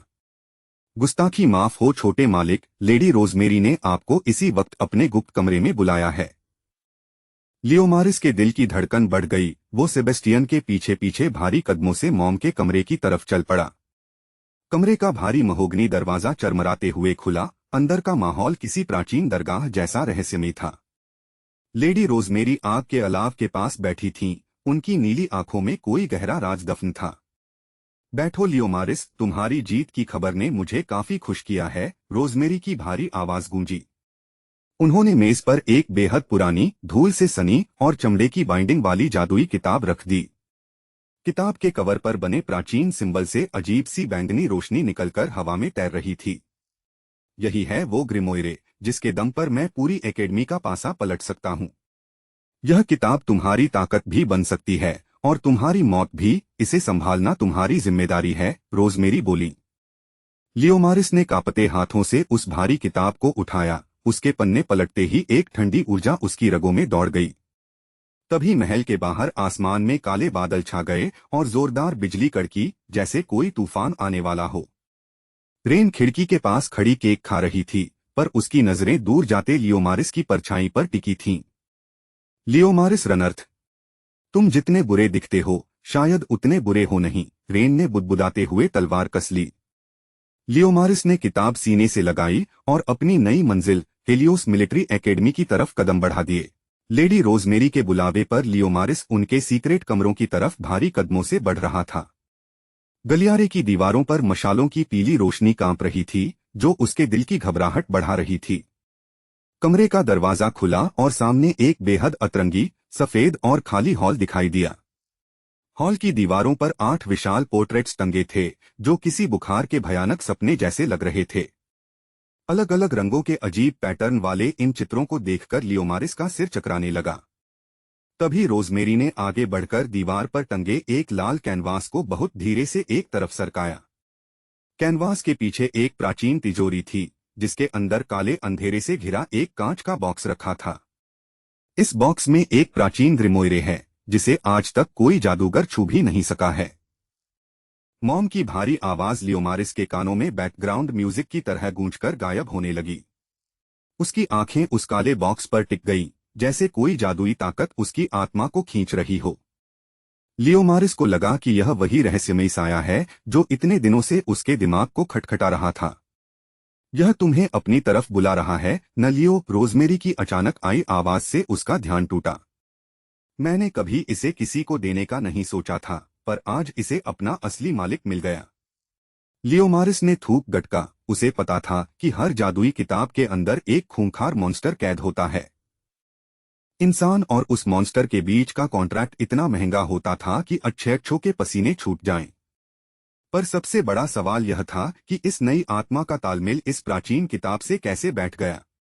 मॉम, क्या आपका मतलब है कि यह खतरनाक किताब अब मेरी है? उसने हिचकिचाते हुए पूछा। रोजमेरी के होठों पर एक रहस्यमयी मुस्कान आई और उन्होंने वो भारी बॉक्स उसके हाथों में थमा दिया। मैंने तुमसे वादा किया था लियो, और तुमने इस काबिल बनने के लिए बहुत खून बहाया है। मॉम ने सीधे उसकी आंखों में देखा और उनकी उस बर्फीली मुस्कान ने लियोमारिस की रीढ़ में सिहरन पैदा कर दी। एकेडमी जाओ और अपनी बहन रोसे की तरह रनर्थ खानदान का खौफनाक परचम लहराओ, मुझे तुम पर नाज है। लियोमारिस बस देखता रह गया और लेडी रोजमेरी अपने लंबे गाउन को लहराती हुई कमरे से बाहर चली गईं। ओह भाई, मॉम मुस्कुराईं। पिछले 10 साल की यादों में वो कभी इस तरह नहीं मुस्कुराई थीं। लियोमारिस के चेहरे पर हवाइयां उड़ने लगीं। इस अजीब मुस्कान के पीछे कोई बहुत बड़ा खतरा छुपा था। उसने सोचा था कि मॉम उसे ब्लू मैजिक टावर ले जाएंगी, पर यहाँ तो पहले से जाल बिछा था। इस ग्रिमोire को ठुकराने का मतलब था खानदान से बेदखल होना और एकेडमी का रास्ता हमेशा के लिए बंद होना। बिना इस किताब के हेलियोस एकेडमी में एडमिशन की फीस पूरे 50,000 क्राउन स्मार्क थी। 60 करोड़ रुपए। एक आम आदमी 6 साल तक मजदूरी करके भी इतनी रकम नहीं जुटा सकता। बिना ग्रिमोire और बिना पैसे के लूसियस उसे 1 साल के अंदर ही तड़पा तड़पा कर मार डालता। लियोमारिस ने गहरी सांस ली और खुद को समझाया कि मॉम पुराने लियोमारिस से बेहद प्यार करती थीं। उन्होंने 2 बार उसका डूबता हुआ बिजनेस बचाया था और उसके लिए सेबेस्टियन जैसे वफादार बटलर चुने थे। मॉम चाहती हैं कि मैं रोसे की तरह एक परफेक्ट विलन बनूं और वो मुझ पर नजर रखेंगी। बड़ा भाई सैमुअल तो कभी एकेडमी गया ही नहीं, उसे तो बस घर की जागीर से मतलब था। लियोमारिस ने अपनी घबराहट को दिल के किसी कोने में छुपाया और इस नई चुनौती को गले लगा लिया। 6 साल तक पैसे कमाने का इंतजार करने से बेहतर था कि इस जादुई मौत के खेल को अभी खेला जाए। सबसे अच्छी बात यह थी कि लेडी रोजमेरी उसे जिंदा देखना चाहती थीं, और यही उसका सबसे बड़ा कवच था। अब इस जादुई किताब को एकेडमी पहुंचने और कॉन्ट्रैक्ट पूरा होने तक हर हाल में बचाना होगा। यह जानकर उसका दिल थोड़ा शांत हुआ कि खुद डचेस रोजमेरी उनके साथ एकेडमी के सफर पर जा रही थीं। इस जादुई किंगडम में किसी भी विलेन या डयूक की इतनी मजाल नहीं थी जो डचेस का रास्ता रोक सके। लियोमारिस ने उस काले बॉक्स को कसकर अपने सीने से लगा लिया। उसकी उंगलियां ठंडी पड़ चुकी थीं। कांच के अंदर कैद वो काली धुंध अब और तेजी से डरावने आकार बदलने लगी थी। हॉल की बत्तियां अचानक टिमटिमाईं और दीवारों पर टंगे पोर्ट्रेट्स के रंग और गहरे हो गए। जो भी हो, अब पीछे हटने का कोई चांस नहीं है। मैं इस दुनिया का सबसे बड़ा विलेन बनकर दिखाऊंगा। वह भारी कदमों से उस सफेद कमरे से बाहर निकला जहां सेबेस्टियन पहले से ही उसका इंतजार कर रहा था। लियोमारिस ने अपनी जादुई किताब को कोट के अंदर छुपाया और सीधे अपनी नई जंग की तरफ कदम बढ़ा दिए। सुबह के धुंधलके में ट्रेन सैन पॉलेट से चेटेनहैम सिटी के लिए सीटी मारकर रवाना हो गई। लियोमारिस खिड़की वाली सीट पर बैठ गया और हैजल सूटकेस कसकर उसके बगल में बैठ गई। सामने बैठी नौकरानी रैन ने चुप्पी तोड़ी। डचेस रोजमेरी सचमुच बहुत डरावनी और रोबीली हैं। उन्होंने सिर्फ 2 शब्द कहे और मेरे पैर अपने आप आज्ञा मानने के लिए हिल पड़े। रैन अपनी मालकिन रेन सेंट क्लेयर का ध्यान खींचना चाहती थी, पर वहां सिर्फ सन्नाटा था। उन्होंने कहा कि ड्यूक गॉडफ्रे जल्द ही तुमसे मिलने एकेडमी आएंगे, तुम्हें डर नहीं लग रहा? इन शब्दों ने आखिरकार रेन का ध्यान खींचा और उसका सपाट चेहरा थोड़ा सा गंभीर हो गया। पता नहीं, मैं अभी उनके परिवार का हिस्सा नहीं हूं, पर वो वैसा ही बर्ताव कर रहे हैं। डचेस को तुमसे बहुत उम्मीदें हैं। तुम्हें एंट्रेंस एग्जाम हर हाल में टॉप करना होगा, रैन चहकी। लियोमारिस उनकी बातें सुन रहा था। उसे लगा कि दोनों भूल गई हैं कि डचेस का बेटा सामने है। मॉम रोजमेरी सिर्फ रहस्यमयी नहीं थी, बल्कि विदाई के वक्त दी उनकी मुस्कान सबसे ज्यादा खौफनाक थी। चलते वक्त जब लियोमारिस ने सिर उठाया तो मॉम ने केवल उसकी तरफ देखकर एक डरावनी मुस्कान दी थी। वो विलन जैसी मुस्कान ऐसी थी जिसे डचेस की पोजीशन के कारण कोई और देख ही नहीं सकता था। उस याद से लियोमारिस की रीढ़ में अब भी एक बर्फीली सिहरन दौड़ जाती थी। मॉम ने साफ कहा था कि डैड गॉडफ्रे और बहन रोसे दोनों जल्द ही एकेडमी पहुंचने वाले हैं। इसका सीधा मतलब था कि एकेडमी में लियोमारिस के कारनामों की तुलना उसकी शातिर बड़ी बहन रोसे से होगी। रनर्थ खानदान के विलेन्स अपनी औकात नंबरों से नहीं, बल्कि दूसरों को दिए दर्द से नापते थे। तीसरे साल की स्टूडेंट रोसे एकेडमी में पढ़ाई के साथ साथ एक खुफिया ड्रग्स का बिजनेस भी चलाती थी। अगर रोसे मेरी पुरानी दुनिया में होती तो अब तक बहुत बड़ी बिजनेसमैन बन चुकी होती। लियोमारिस को यह तुलना नाइंसाफी लगी, पर उसके पास भी खुद को साबित करने का एक प्लान था।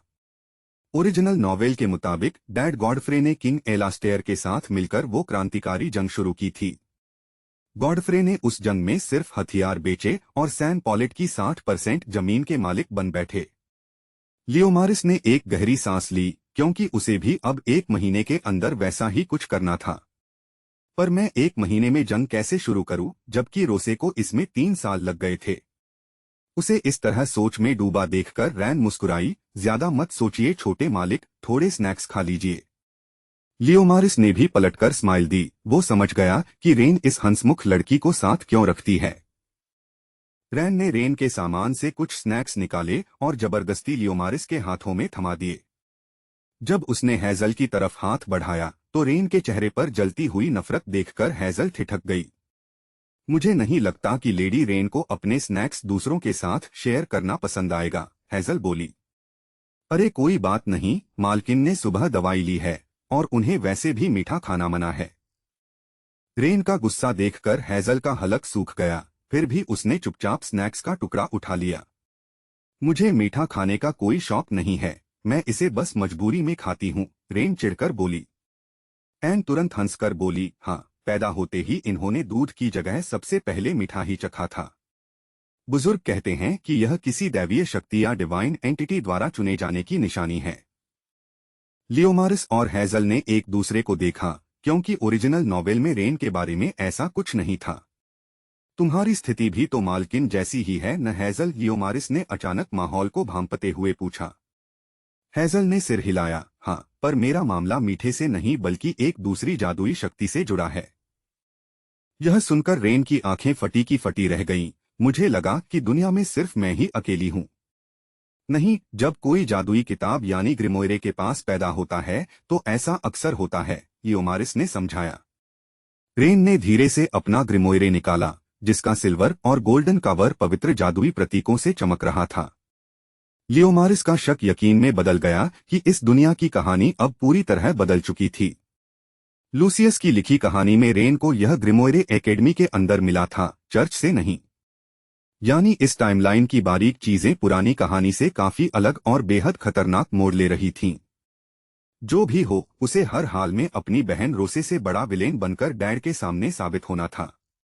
लियोमारिस ने खिड़की के बाहर देखा, जहां दूर बादलों के बीच हेलियोस इंपीरियल एकेडमी का किला दिखने लगा था। ट्रेन और बग्घी का लंबा सफर खत्म होते ही हेलियोस एकेडमी का विशाल और डरावना किला सामने आ गया।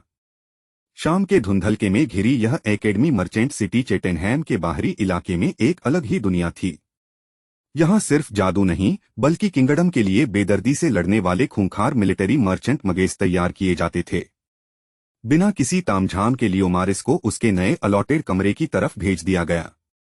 कमरे के कोने में लगा आईना जंग खाया हुआ था, जिसमें चेहरा भी साफ नहीं दिख रहा था।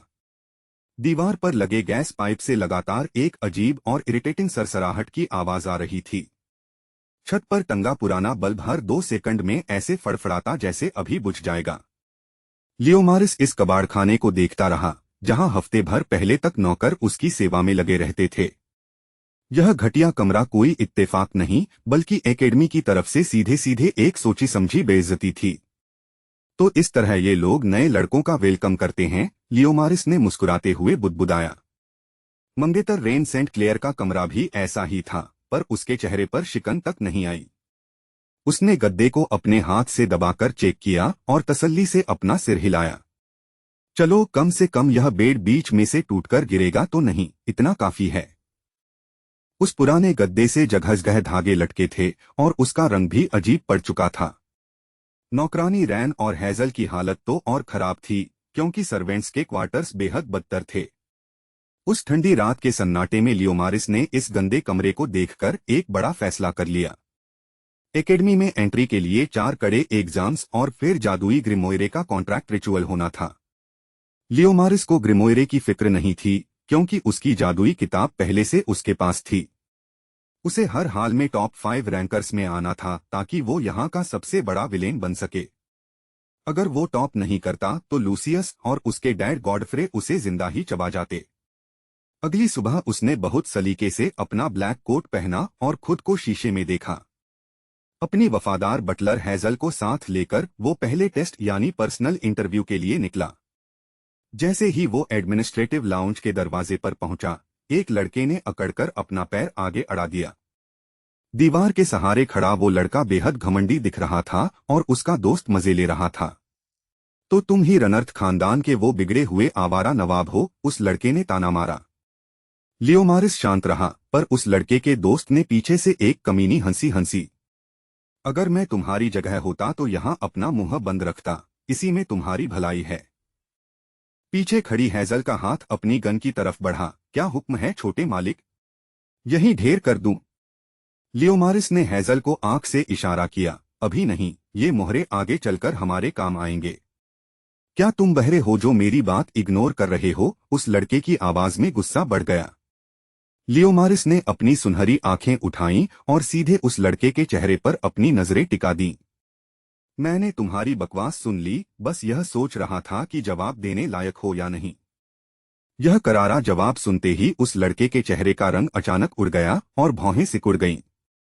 मेरा इंटरव्यू शुरू होने वाला है और मैं तुम जैसे फालतू लोगों पर टाइम वेस्ट नहीं करना चाहता। लियोमारिस एक कदम आगे बढ़ा। उसके चेहरे की गंभीर ठसक देखकर वो लड़का अंदर से कांप गया। अगर अपनी यही बकवास दोबारा दोहरानी हो तो टेस्ट के बाद बाहर आकर मिलना, लियोमारिस मुस्कुराया। हॉल में एक भारी सन्नाटा पसर गया और उस लड़के ने डरकर चुपचाप अपना पैर पीछे खींच लिया। लियोमारिस बिना पलटकर देखे सीधे हॉल के अंदर चला गया। उसके जूतों की आवाज गूंज रही थी। नॉवेल में ऐसे बकवास और अकड़ू कैरेक्टर्स हर मोड़ पर हीरो का रास्ता रोकने आ जाते हैं। लियोमारिस खुद को इन छोटे मोटे झगड़ों में फंसाकर अपना विलेन वाला लेवल कम नहीं करना चाहता था।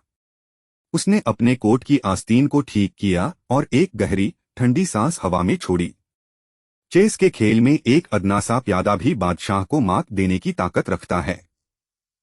दुश्मन बनाने से बेहतर है इन्हें अपना गुलाम बनाओ, ताकि ये मेरे लिए अपनी जान दे सकें।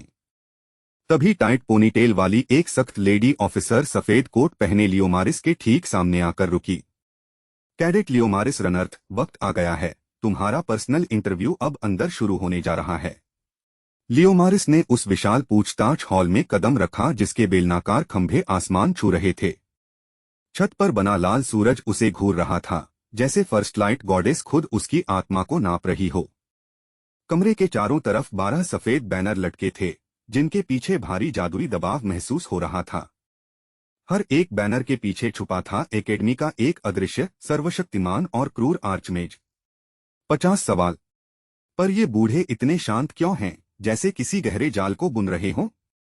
तभी बाईं तरफ से एक भारी और रौबदार आवाज गूंजी, जिसने हॉल का सन्नाटा चीर दिया। सज्जनों, नाटक बंद करो और इस इम्तिहान को अब इसी वक्त शुरू किया जाए। वह आवाज किसी रहस्यमयी औरत की थी, लेकिन उसमें गजब की गहराई और जानलेवा ठसक थी। तुम्हारे पास जवाब के लिए सिर्फ कुछ सेकंड्स होंगे, कोई भी देरी बर्दाश्त नहीं की जाएगी। फिर एक बेहद शांत और ठंडी आवाज आई, अपनी पहचान बताओ कैडेट, क्या नाम है तुम्हारा? मैं लियोमारिस रनर्थ हूँ, रनर्थ खानदान का दूसरा वारिस, उसने अपनी रीढ़ सीधी रखते हुए कहा। वे पहले से उसकी गुंडागर्दी और हाल ही में हुए हारून के धोखे का पूरा कच्चा चिट्ठा जानते थे।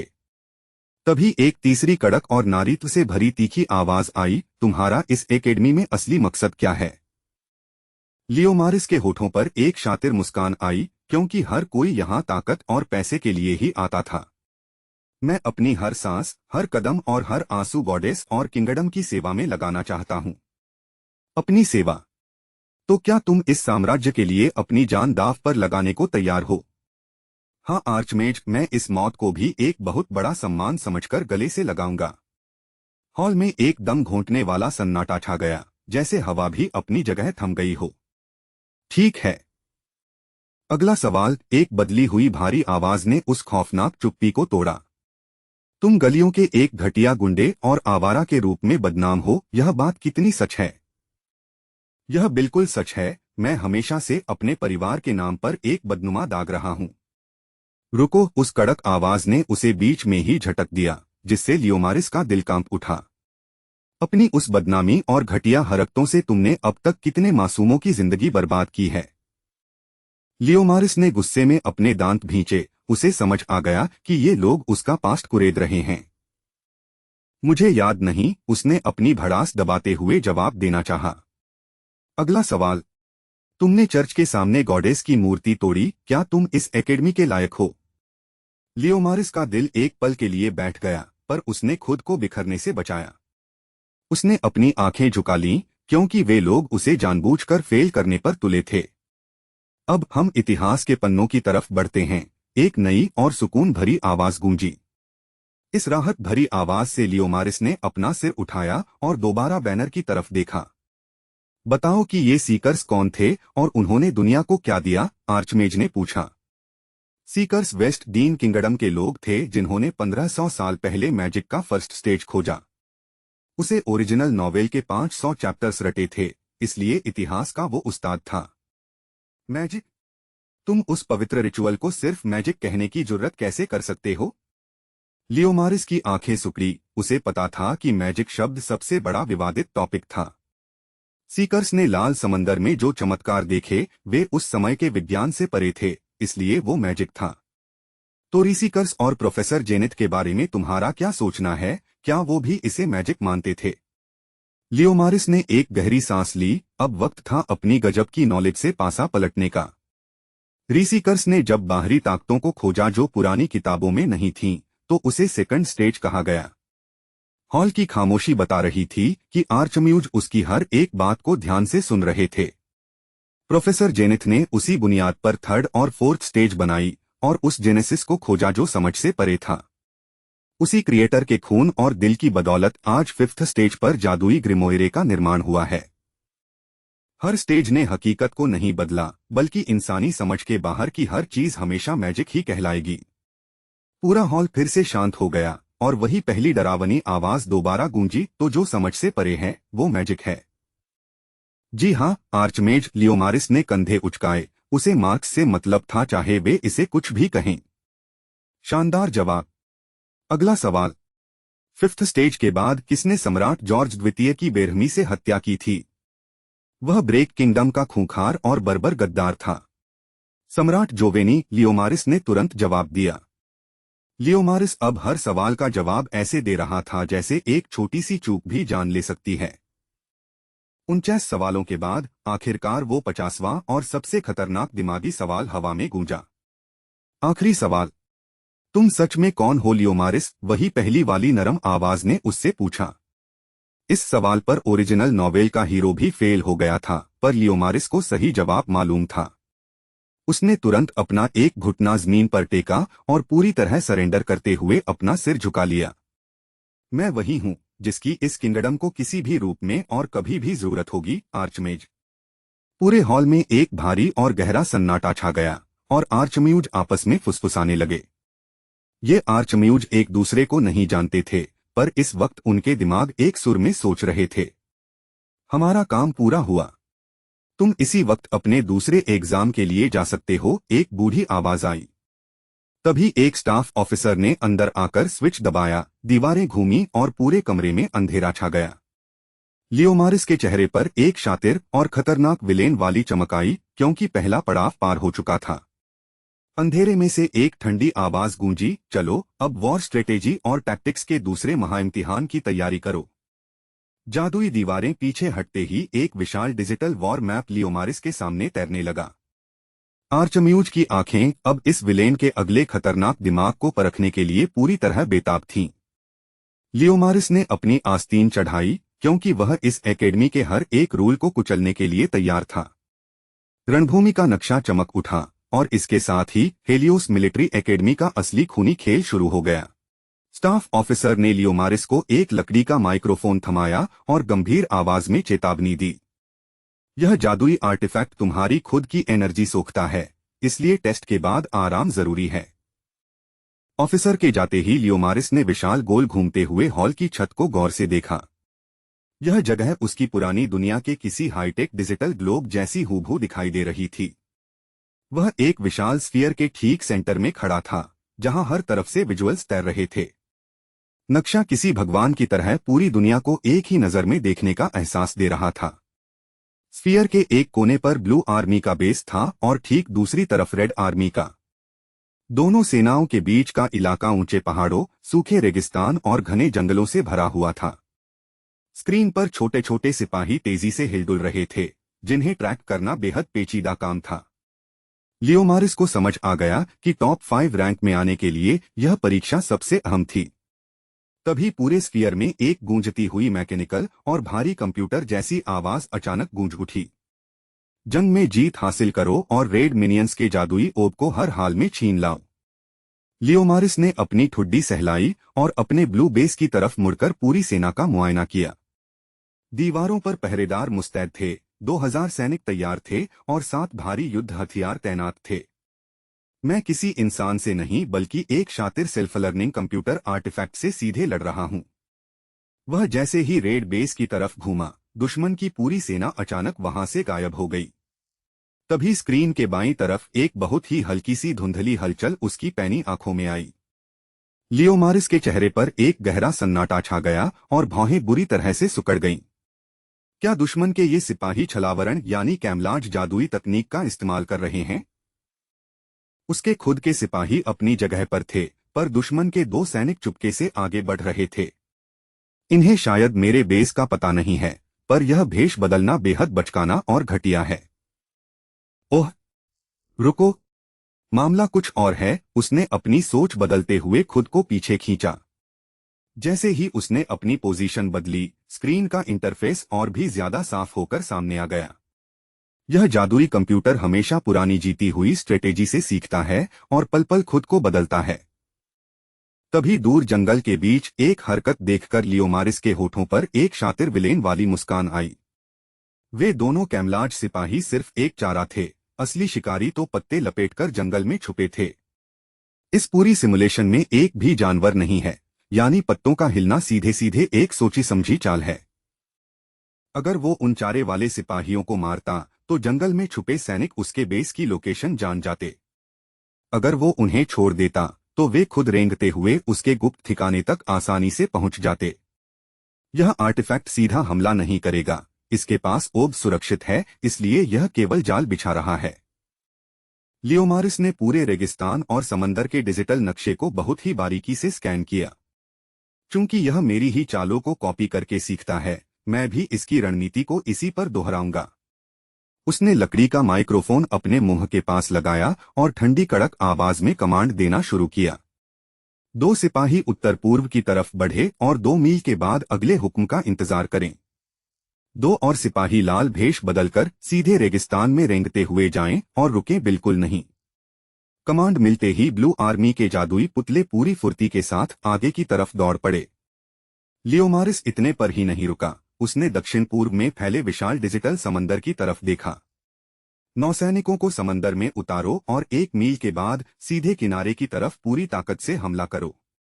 सिपाही आगे बढ़े, पर लियोमारिस को अंदर से लगा कि दुश्मन इस सीधे हमले के लिए पहले से तैयार होगा। तभी अचानक स्क्रीन का विजुअल बदला और उसका माथा ठनका। कुछ बहुत ही अजीब हो रहा था। दुश्मन के जो सैनिक चारे की तरह आगे बढ़े थे, वे अचानक मुड़कर वापस भागने लगे थे। समंदर वाले सैनिकों ने रेगिस्तान के बीच एक बहुत ही भयानक हलचल को नोटिस किया था। लियोमारिस का सीना डर से भींच गया और आंखों में पहली बार गहरी घबराहट साफ दिखाई दी। कमीने कहीं के, उन्होंने हमें पूरी तरह से बेवकूफ बना दिया, वह गुस्से में जोर से चिल्लाया। दुश्मन के 2000 सिपाही और सारे भारी विनाशकारी हथियार अब सीधे खुले मैदान में मार्च कर रहे थे। लियोमारिस हैरान था, क्योंकि डिफेंस करने वाला कंप्यूटर अपनी पूरी सेना कभी इस तरह बाहर नहीं लाता। वह कैमलाज कोई जासूसी चाल या इंफॉर्मेशन इकट्ठा करने का जरिया बिल्कुल नहीं था। वह केवल एक नाटक था ताकि मैं समझूं कि दुश्मन डरकर अपने बेस में छुपा बैठा है। शुरू से ही यह कंप्यूटर बैकग्राउंड में एक बहुत बड़े और सीधे हमले की खूनी तैयारी कर रहा था। उसने तुरंत अपनी समंदर वाली आधी टुकड़ी को किनारे पर छुपकर घुसपैठ करने का नया ऑर्डर दिया। बाकी बची हुई सेना को उसने जंग के मैदान में सीधे मरने के लिए आगे की तरफ धकेल दिया। 500 अतिरिक्त सैनिकों को इसी वक्त रेगिस्तान के उस खूनी दलदल की तरफ रवाना करो। सेना पहुंची, पर 2000 खूंखार रेड सिपाहियों के सामने 500 की मौत पूरी तरह से तय थी। मैदान में लाशों का खेल शुरू हो गया और रेड आर्मी के पत्थरों और तीरों की बौछार होने लगी। लियोमारिस समझ गया कि कंप्यूटर सटीकता से नहीं बल्कि केवल मानसिक दबाव से उसे हराना चाहता है। इस भयंकर जंग और शोर शराबे का फायदा उठाकर उसने अपनी रिजर्व सेना को मैदान में उतारना चाहा। 1000 और सैनिकों को दक्षिण के गुप्त रास्ते से तुरंत इस महायुद्ध में झोंक दो। उसने माइक्रोफोन में पूरी ताकत से चिल्लाकर हुक्म दिया, पर स्क्रीन पर एक भी सिपाही नहीं हिला। लियोमारिस का चेहरा गुस्से और अचरज से लाल हो गया। आखिर ये बकवास क्या चल रही है? उसने कैमरे का एंगल बदला और अपने पीछे खड़े रिजर्व सैनिकों की तरफ मुड़कर देखा। हजारों की तादाद में खड़े वे जादुई सिपाही अपनी जगह पर पूरी तरह से जमे हुए थे। उनके हाथों में तलवारें कांप रही थीं और उनके चेहरों से डर का पानी लगातार टपक रहा था। लियोमारिस की आंखें फटी की फटी रह गईं। क्या ये बेजान जादुई पुतले भी मौत से डर रहे हैं? सिमुलेशन के खूनी स्क्रीन को देखते ही लियोमारिस को जीत के दो ही रास्ते साफ नजर आए। पहला रास्ता था सीधे टकराकर दुश्मन को कुचलना और दूसरा था उनके बेस से जादुई ओट चुराना। चारों तरफ लाशें बिछ रही थीं, पर उन बेजान जादुई पुतलों के दिल में कोई वफादारी नहीं थी। वे सैनिक मौत से नहीं डर रहे थे, बल्कि वे लियोमारिस के इरादों और कमजोरी को भांप चुके थे। मैं इनका कमांडर हूं और मुझे इन्हें अपने लिए हंसते हंसते मरने की एक तगड़ी वजह देनी होगी। लियोमारिस के चेहरे पर एक गहरी, शातिर और कातिलाना मुस्कान धीरे से उभर कर सामने आई। लोग आपकी बातें भूल सकते हैं, पर वो कभी नहीं भूलते कि आपने उन्हें कैसा फील कराया। उसने लकड़ी का माइक्रोफोन अपने होठों से लगाया और उसकी आंखों में कैंसर से पुरानी जंग तैर गई। मुझे पता है तुम सब मौत से डर रहे हो और तुम्हारा यह डरना बिल्कुल लाजमी है। पर याद रखना, यह डर आने वाले कल को नहीं बदलेगा, बस यह तय करेगा कि तुम कैसे मरोगे। उसकी कड़क और भावना से भरी आवाज पूरे डिजिटल स्फीयर के सन्नाटे में गूंज उठी। मेरे लिए मत लड़ो, बल्कि उनके लिए लड़ो जो तुम्हारे पीछे तुम्हारे घरों में तुम्हारा इंतजार कर रहे हैं। अगर हम आज यहाँ हारे तो पीछे हमारी इज्जत, हमारे परिवार और नाम का नामो निशान मिट जाएगा। नक्शे पर उसकी पहली टुकड़ी पूरी तरह शहीद हो चुकी थी और रेड आर्मी आगे बढ़ रही थी। खतरा सिर पर मंडरा रहा था, पर लियोमारिस ने अपनी घबराहट को अपनी आवाज पर हावी नहीं होने दिया। दुनिया तुम्हारा डर भूल जाएगी, पर वो यह हमेशा याद रखेगी कि तुम डटे रहे या दुम दबाकर भागे। अगर आज तुम भागे तो तुम्हारी आने वाली नस्लें भी तुम्हारी इस बुजदिली का कलंक झेलेंगी।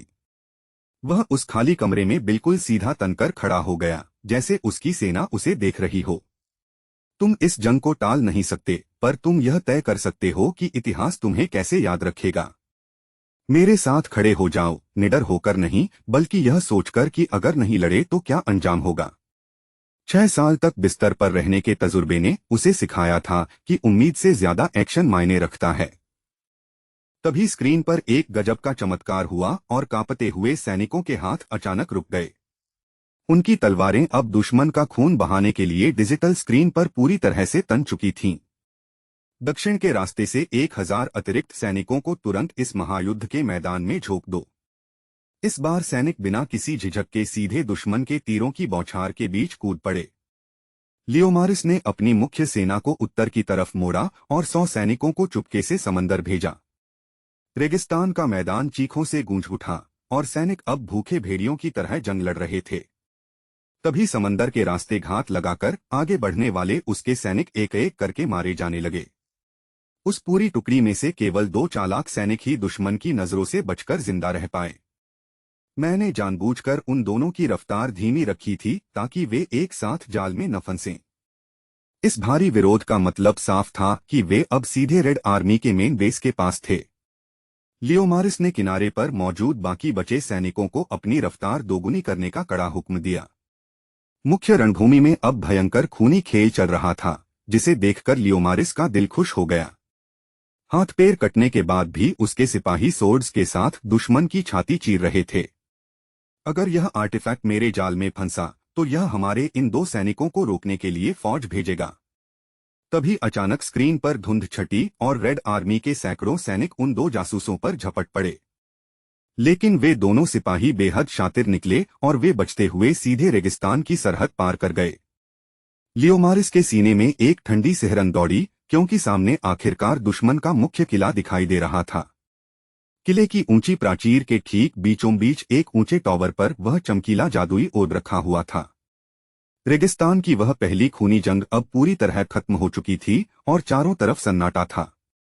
उसके सारे सैनिक मारे जा चुके थे, पर उन्होंने मरने से पहले आधी रेड आर्मी को तबाह कर दिया था। रुको! दुश्मन की सेना अचानक रुक क्यों गई? क्या वे मेरे अगले कदम का इंतजार कर रहे हैं? लियोमारिस ने गहरी सोच में अपनी ठुड्डी सहलाई, क्योंकि दुश्मन अब आगे बढ़ने की हिम्मत नहीं कर रहा था। तभी डिजिटल स्फीयर में अंधेरा छाने लगा और रात के साये के साथ रेड आर्मी की नई कुमुद निकली। जैसे ही दुश्मन के महल का मुख्य दरवाजा खुला, लियोमारिस के उन 2 जासूसों ने अंदर घुसपैठ कर ली। दुश्मन का ध्यान भटकाने के लिए लियोमारिस ने अपने बेस से 200 और सैनिक मैदान में उतार दिए। शानदार! अब दुश्मन की नई फौज हमारे इन मोहरों के साथ उलझकर पूरी तरह अंधी हो जाएगी। जब तक मैदान में तलवारें खटकती रहीं, महल के अंदर घुसे जासूस ने उस जादुई ओर्ब को उठा लिया। लियोमारिस के चेहरे पर एक गहरी और शातिर जीत की मुस्कान आई, क्योंकि ओर्ब अब उनके पास था। उसका एक जासूस मारा गया, पर दूसरा उस लाल जादुई ओर्ब को लेकर किले से बाहर भाग निकला। दुश्मन की सेना में खलबली मच गई, पर तभी अचानक लियोमारिस के चेहरे की वह मुस्कान गायब हो गई। उसका दिल जोर से धड़का जब उसने देखा कि रेड आर्मी ने पीछा करने के लिए केवल 2 सिपाही भेजे।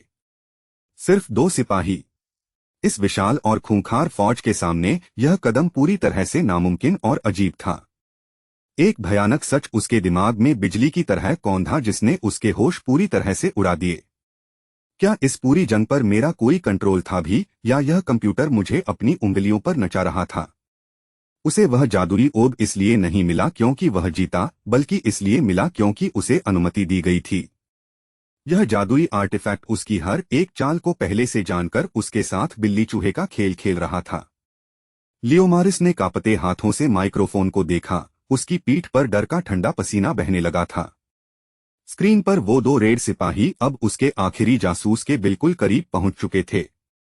जादुई ओर्ब की बैंगनी रोशनी हवा में टिमटिमा रही थी, जैसे वह लियोमारिस की हार का मजाक उड़ा रही हो। यह कोई नॉर्मल टेस्ट नहीं है, यह आर्टिफैक्ट मेरे दिमाग के अंदर घुसकर मेरी आत्मा से खेल रहा है। उसने अपनी आंखें बंद कीं और इस खौफनाक डिजिटल चक्रव्यूह से बाहर निकलने का नया रास्ता सोचने लगा। तभी स्फीयर की बत्तियां अजीब तरीके से फड़फड़ाई और खेल का आखिरी सबसे खतरनाक राउंड शुरू हो गया।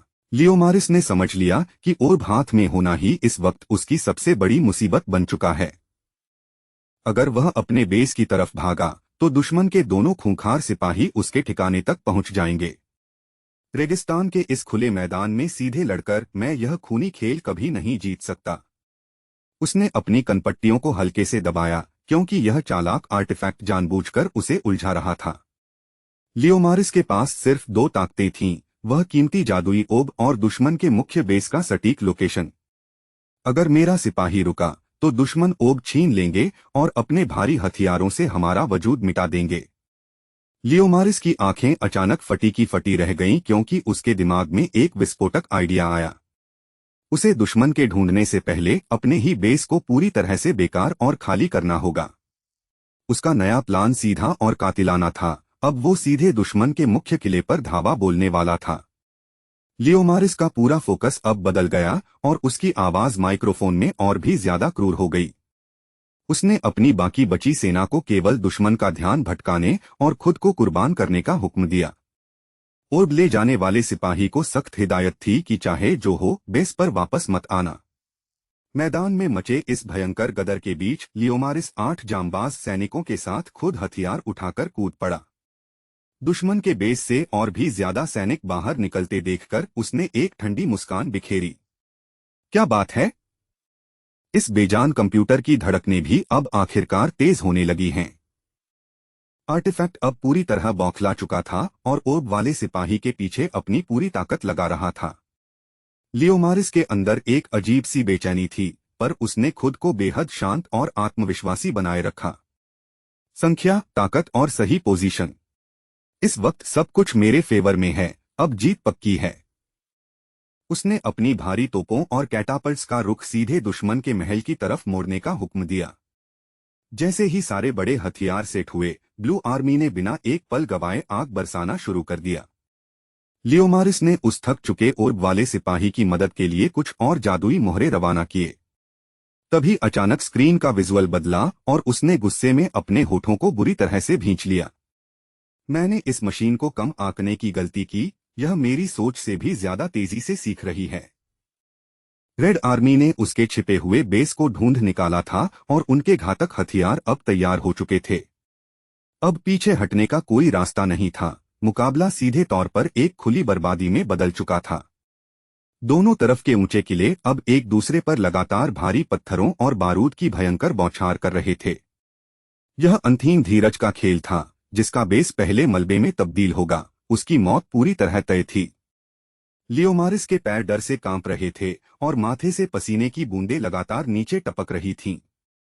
उसका पूरा मिलिट्री करियर और इस शानदार एकेडमी में टिकने का भविष्य सिर्फ इस एक आखिरी पल पर टिका था। तभी एक जोरदार धमाका हुआ और दुश्मन का विशाल किला उसकी आंखों के सामने ताश के पत्तों की तरह ढह गया। लियोमारिस का अपना बेस भी पूरी तरह तबाह होने ही वाला था कि तभी स्क्रीन अचानक फ्रीज हो गई। वह सस्पेंस में अपनी सांसें रोके खड़ा रहा। तभी कमरे में वही पुरानी मैकेनिकल आवाज दोबारा गूंजी। बधाई हो कैडेट, तुमने स्ट्रेटेजिक वॉरफेयर और टैक्टिक्स का यह बेहद मुश्किल इम्तिहान पास कर लिया है। शुक्र है भगवान का। उसने एक बहुत ही लंबी और गहरी सांस छोड़ते हुए खुद को संभाला। तभी पूरा जादुई स्फीयर सिस्टम हवा में गायब हो गया और कमरे की दीवारें वापस अपनी जगह आ गईं। वही स्टाफ ऑफिसर अंदर आया और उसने लियोमारिस को तुरंत आराम करने की सख्त सलाह दी। अगले 30 मिनट में तुम्हारा शरीर भयंकर थक जाएगा, इसलिए कल के एग्जाम से पहले 12 घंटे सो जाओ। लियोमारिस ने हामी भरी और भारी कदमों से उस खौफनाक हॉल के मुख्य दरवाजे से बाहर निकल गया। वेट रूम के ठीक बाहर उसका वफादार बटलर हेजल हमेशा की तरह बिल्कुल सही वक्त पर खड़ा था। लियोमारिस को इस वक्त किसी से कोई बात नहीं करनी थी। उसका दिमाग पूरी तरह से सुन्न हो चुका था। वह जानता था कि कल होने वाला तीसरा एग्जाम एक असली और बेहद खतरनाक रियल लाइफ सिमुलेशन होने वाला था। उसी वक्त एकेडमी के दूसरे कोने में रैन नाम की लड़की ने भी अपना वॉरफेयर एग्जाम खत्म किया था। उसका सिर पीछे की तरफ झुका हुआ था और उसकी पूरी बॉडी डर के मारे पसीने से भीग चुकी थी। लियोमारिस जहां तलवारों से लड़ रहा था, वहीं रैन का रणक्षेत्र स्टीमपंक और आधुनिक हथियारों का एक खौफनाक समंदर था। आसमान में उड़ते हुए बड़े लड़ाकू जहाज, चारों तरफ उड़ती हुई राख और बमों के भयंकर धमाके थमे थे। पूरी जंग के दौरान उसने अपनी आंखें तक नहीं झपकाई थीं। उसका दिमाग पूरी तरह से थक चुका था। वह इस परीक्षा में पास तो हो गई थी, पर इस दिमागी टॉर्चर के लिए वह बिल्कुल तैयार नहीं थी। जब गार्ड्स उसे बाहर लेकर आए तो उसकी मालकिन रेन वहां उसका बेसब्री से इंतजार कर रही थी। रैन ने कांपते हुए हाथों से पानी पिया और बस यही दुआ की कि अगला तीसरा टेस्ट ऐसा बिल्कुल न हो। शाम की धुंधल की बत्तियों की रोशनी में दोनों लड़कियां धीरे धीरे अपने अंधेरे क्वार्टर की तरफ बढ़ने लगीं। लियोमारिस भी अपने बिस्तर पर पूरी तरह टूटकर गिर गया। उसकी चेतना गहरी नींद में खोने लगी थी। बाहर आसमान में काले बादलों का एक तूफानी रेला इस एकेडमी के चारों तरफ तेजी से मंडरा रहा था। गहरे सन्नाटे को चीरती हुई सायरन की एक हल्की आवाज दूर एडमिनिस्ट्रेटिव ब्लॉक से सुनाई दे रही थी। आने वाले कल की खौफनाक परीक्षा इस जादुई किंगडम के इतिहास को हमेशा के लिए बदलने वाली थी। अगले दिन दोपहर के वक्त रैन सेंट क्लेयर सिमुलेशन हॉल की ठंडी सीट पर पूरी तरह जम चुकी थी। उसका दिमाग एक खतरनाक जादुई मायाजाल में फंस चुका था, जहां सब कुछ बिल्कुल असली लग रहा था। यहां की गई एक छोटी सी गलती भी उसकी मौत का सबब बन सकती थी। यह बेहद खौफनाक था। रैंडबर्ग रेलवे स्टेशन पर खड़ी उस लड़की का चेहरा पीला था, पर उसकी लाल आंखें बेहद शातिर थीं। कड़कती धूप के बावजूद उसने अपने सफेद बालों को छुपाने वाली हैट और एक काला छाता पकड़ा हुआ था। उसका असिस्टेंट रेन भारी भरकम सूटकेस घसीटते हुए पूरी फुर्ती और एक्साइटमेंट के साथ उसके पीछे पीछे दौड़ रहा था। अरे रैन, आसमान में तो दूर दूर तक बादल नहीं हैं, फिर इस छाते का क्या लॉजिक है? रैन के होठों पर एक रहस्यमयी मुस्कान आई। हवा की नमी कह रही है कि तबाही बस आने ही वाली है। उसके कदम आगे बढ़ते ही आसमान से अचानक काले बादलों ने मूसलाधार बारिश बरसाना शुरू कर दिया। रेन हैरान रह गया, पर रैन बिना उसकी तारीफ सुने ठंडी निगाहों से आगे बढ़ती चली गई। यह रैन सेंट क्लेयर थी, वो जासूस जिसने अपने पूरे करियर में आज तक एक भी केस नहीं हारा था। राजधानी से उसे खास तौर पर इस पेचीदा लोना मर्डर केस को सुलझाने के लिए यहां बुलाया गया था। रिकॉर्ड कहते थे कि वह किसी भी केस को 2 हफ्ते से ज्यादा टिकने नहीं देती थी, पर इस बार रैंडबर्ग की इस ठंडी हवा में उसे लग रहा था कि वक्त उसके हाथ से फिसल रहा है। लोना की लाश यूनिवर्सिटी के कमरे में मिली और शक की सुई उसके दोस्त फ्रॉस्ट पर है। फ्रॉस्ट की यादें धुंधली हैं, पर सबूत इतनी सफाई से प्लांट किए गए हैं जैसे कोई जाल हो। तभी बारिश की बूंदों को चीरती हुई एक काली बग्घी उनके ठीक सामने आकर रुकी। इंस्पेक्टर एलन ने हमारे लिए गाड़ी भेजी है। रेन ने चहकते हुए बग्घी का दरवाजा खोला। बग्घी के अंदर बैठते ही रैन ने अपना छाता बंद किया और उसकी रीढ़ की हड्डी में सिहरन दौड़ गई।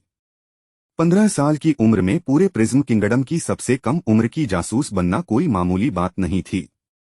इस केस को जीतने का मतलब था उसकी पहचान, और हारने का मतलब था उसका डिटेक्टिव लाइसेंस हमेशा के लिए खत्म। वे शहर के आलीशान इंपीरियल होटल पहुंचे और तुरंत इंस्पेक्टर की फाइलों को खंगालना शुरू कर दिया। फाइल के पन्ने जैसे जैसे पलट रहे थे, केस सुलझने के बजाय और भी ज्यादा उलझता जा रहा था। अगली सुबह रेन की चीख पुकार और शोर ने रैन की अधूरी नींद को बेरहमी से तोड़ दिया। तुमने मेरी मिठाइयां बचाकर रखी हैं ना? रैन ने बिस्तर से उठते ही पहला सवाल दागा। मुंह में मीठा घुलते ही उसका दिमाग रैंडबर्ग की उन संकरी और संदेहास्पद गलियों में घूमने लगा। यह शहर अजीब था, जहां आदिम तकनीक और स्टीमपंक मशीनें एक साथ मिलकर काम कर रही थीं। दोनों सीधे क्राइम सीन यानी बिल्ली यूनिवर्सिटी पहुंचे, जहां लोना की बेरहमी से हत्या की गई थी। फ्रॉस्ट ने ब्रीफकेस से लोना का सिर फोड़ा, पर घाव इतने गहरे हैं जो कोई इंसान नहीं कर सकता। रैन, यह किसी इंसान का काम नहीं है। यहां काले जादू का इस्तेमाल हुआ है, रेन फुसफुसाया। रैन ने हाँ में सिर हिलाया, पर इस मशीन प्रधान दुनिया में जादू की बात कोई आसानी से नहीं मानता। वह कमरे में चक्कर काटने लगी, उसकी उंगलियां तनाव में अपनी भौहों को लगातार दबा रही थीं। तभी एक अजनबी शख्स कमरे में दाखिल हुआ और रेन का चेहरा डर के मारे एकदम सफेद पड़ गया। उस आदमी ने जो खबर दी, उसने रैन के दिल की धड़कनों को एक पल के लिए पूरी तरह रोक दिया। कातिल ने दोबारा हमला किया है रैन। 2 और लोग बिल्कुल उसी खौफनाक तरीके से मारे गए हैं। रैन का सीना भारी हो गया, उसके दांत भींच गए और गले में एक कड़वा घूंट उतर आया। अगर इंस्पेक्टर एलन जानते थे कि यह फ्रॉस्ट का काम नहीं है, तो सीक्रेट डिटेक्टिव्स को क्यों छुपाया? रैन ने अपनी हैट को कसकर पकड़ा और उसकी आंखों में एक कातिलाना चमक वापस लौट आई।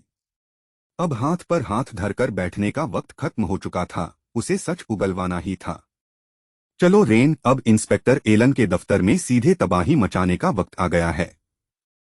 होटल के लॉबी की लाइटें अचानक फड़फड़ाई, जैसे कोई अदृश्य साया उन पर नजर रख रहा हो। रैन ने अपनी जेब से आखिरी बची हुई कैंडी निकाली और उसे बहुत ही ठंडे दिमाग से चबाने लगी। जो कोई भी इस खेल को पीछे से कंट्रोल कर रहा है, उसने मेरी टाइमलाइन को छोटा कर दिया है। रेलवे स्टेशन की वो बारिश और यूनिवर्सिटी की ये लाशें, सब एक ही बड़ी साजिश के मोहरे थे। रेन ने अपनी बंदूक की मैगजीन चेक की, उसकी उंगलियों का कांपना अब पूरी तरह बंद हो चुका था। बाहर रैंडबर्ग की सड़कों पर स्टीम इंजन की गड़गड़ाहट और भी ज्यादा भयानक और डरावनी लग रही थी। रैन बग्घी की तरफ बढ़ी, उसके लंबे सफेद बाल हवा के झोंकों के साथ तेजी से उड़ रहे थे। यह जंग सिर्फ एक मर्डर मिस्ट्री नहीं है, यह मेरी अपनी हस्ती को बचाने की आखिरी लड़ाई है। इंस्पेक्टर एलन के ऑफिस की खिड़की से पीली रोशनी छनकर गीली सड़क पर एक लंबी परछाई बना रही थी। रैन ने जैसे ही एलन के केबिन का भारी लकड़ी का दरवाजा धक्का देकर खोला, अंदर सन्नाटा छा गया। इंस्पेक्टर अपनी कुर्सी पर बैठा सिगार पी रहा था, पर उसकी आंखों में गहरी घबराहट साफ दिख रही थी। मुझे पता था तुम आओगी रैन, पर तुम बहुत देर कर चुकी हो, एलन ने ठंडी आवाज में कहा। रैन ने अपनी लाल आंखें उस पर टिका दीं और बिना डरे सीधे उसकी मेज पर दोनों हाथ पटक दिए। खेल अब खत्म हुआ इंस्पेक्टर, या तो सच बोलो या फिर इस पूरी यूनिवर्सिटी को जलते हुए देखो। शाम का धुंधलका छाते ही रैन पुलिस हेडक्वार्टर के भारी लोहे के दरवाजे को पार कर अंदर दाखिल हुई। सामने चौड़े माथे वाला रौबदार इंस्पेक्टर एलन अपनी बड़ी सी महोगनी टेबल के पीछे बैठा हुआ था। एलन ने उसे बैठने का इशारा किया, पर रैन ने ठंडी निगाहों से देखते हुए खड़े रहने का फैसला किया। डूबते सूरज की सुर्ख लाल रोशनी एलन की बिखरी हुई फाइलों पर एक खूनी साया बना रही थी। एलन ने अपनी कीमती पाइप निकाली, उसमें हरी पत्तियां भरीं और उसकी महक को गहराई से सूंघा। मुझे उम्मीद नहीं थी कि तुम इतनी जल्दी मिशन छोड़कर यहां आओगी, जासूस रैन सेंट क्लेयर। रैन के बोलने से पहले ही उसने हवा में हाथ उठाकर उसे चुप रहने का इशारा कर दिया। मेरी असिस्टेंट बाहर गई है, मैं दफ्तर में इस जादुई धुएं के स्वाद को छोड़ नहीं सकता। रैन ने एक लंबी और गर्म सांस छोड़ी, क्योंकि घड़ी की सुइयां लगातार उसके खिलाफ भाग रही थीं। लोना मर्डर केस में हम बहुत बड़ी गलती कर रहे हैं, हमें अपनी जांच का रुख तुरंत बदलना होगा। एलन अपनी पाइप के कश लेता रहा, फिर उसने रैन की तरफ एक बेहद अजीब और शातिर नजर डाली। हम भला ऐसा क्यों करेंगे डिटेक्टिव, जब सारे सबूत चीख चीख कर गवाही दे रहे हैं। रैन के चेहरे पर तनाव साफ दिखने लगा, उसकी आंखें गुस्से में और भी ज्यादा गहरी लाल हो गईं। असली कातिल वो डाकू हैं, फ्रॉस्ट और उसका जोड़ीदार तो सिर्फ अपनी जान बचाने के लिए बीच में फंस गए। एलन के चेहरे पर गहरी निराशा छा गई, उसने पीछे झुककर धीरे धीरे अपनी कनपट्टियों को सहलाना शुरू किया। तुम्हें क्या लगता है मुझे नहीं पता?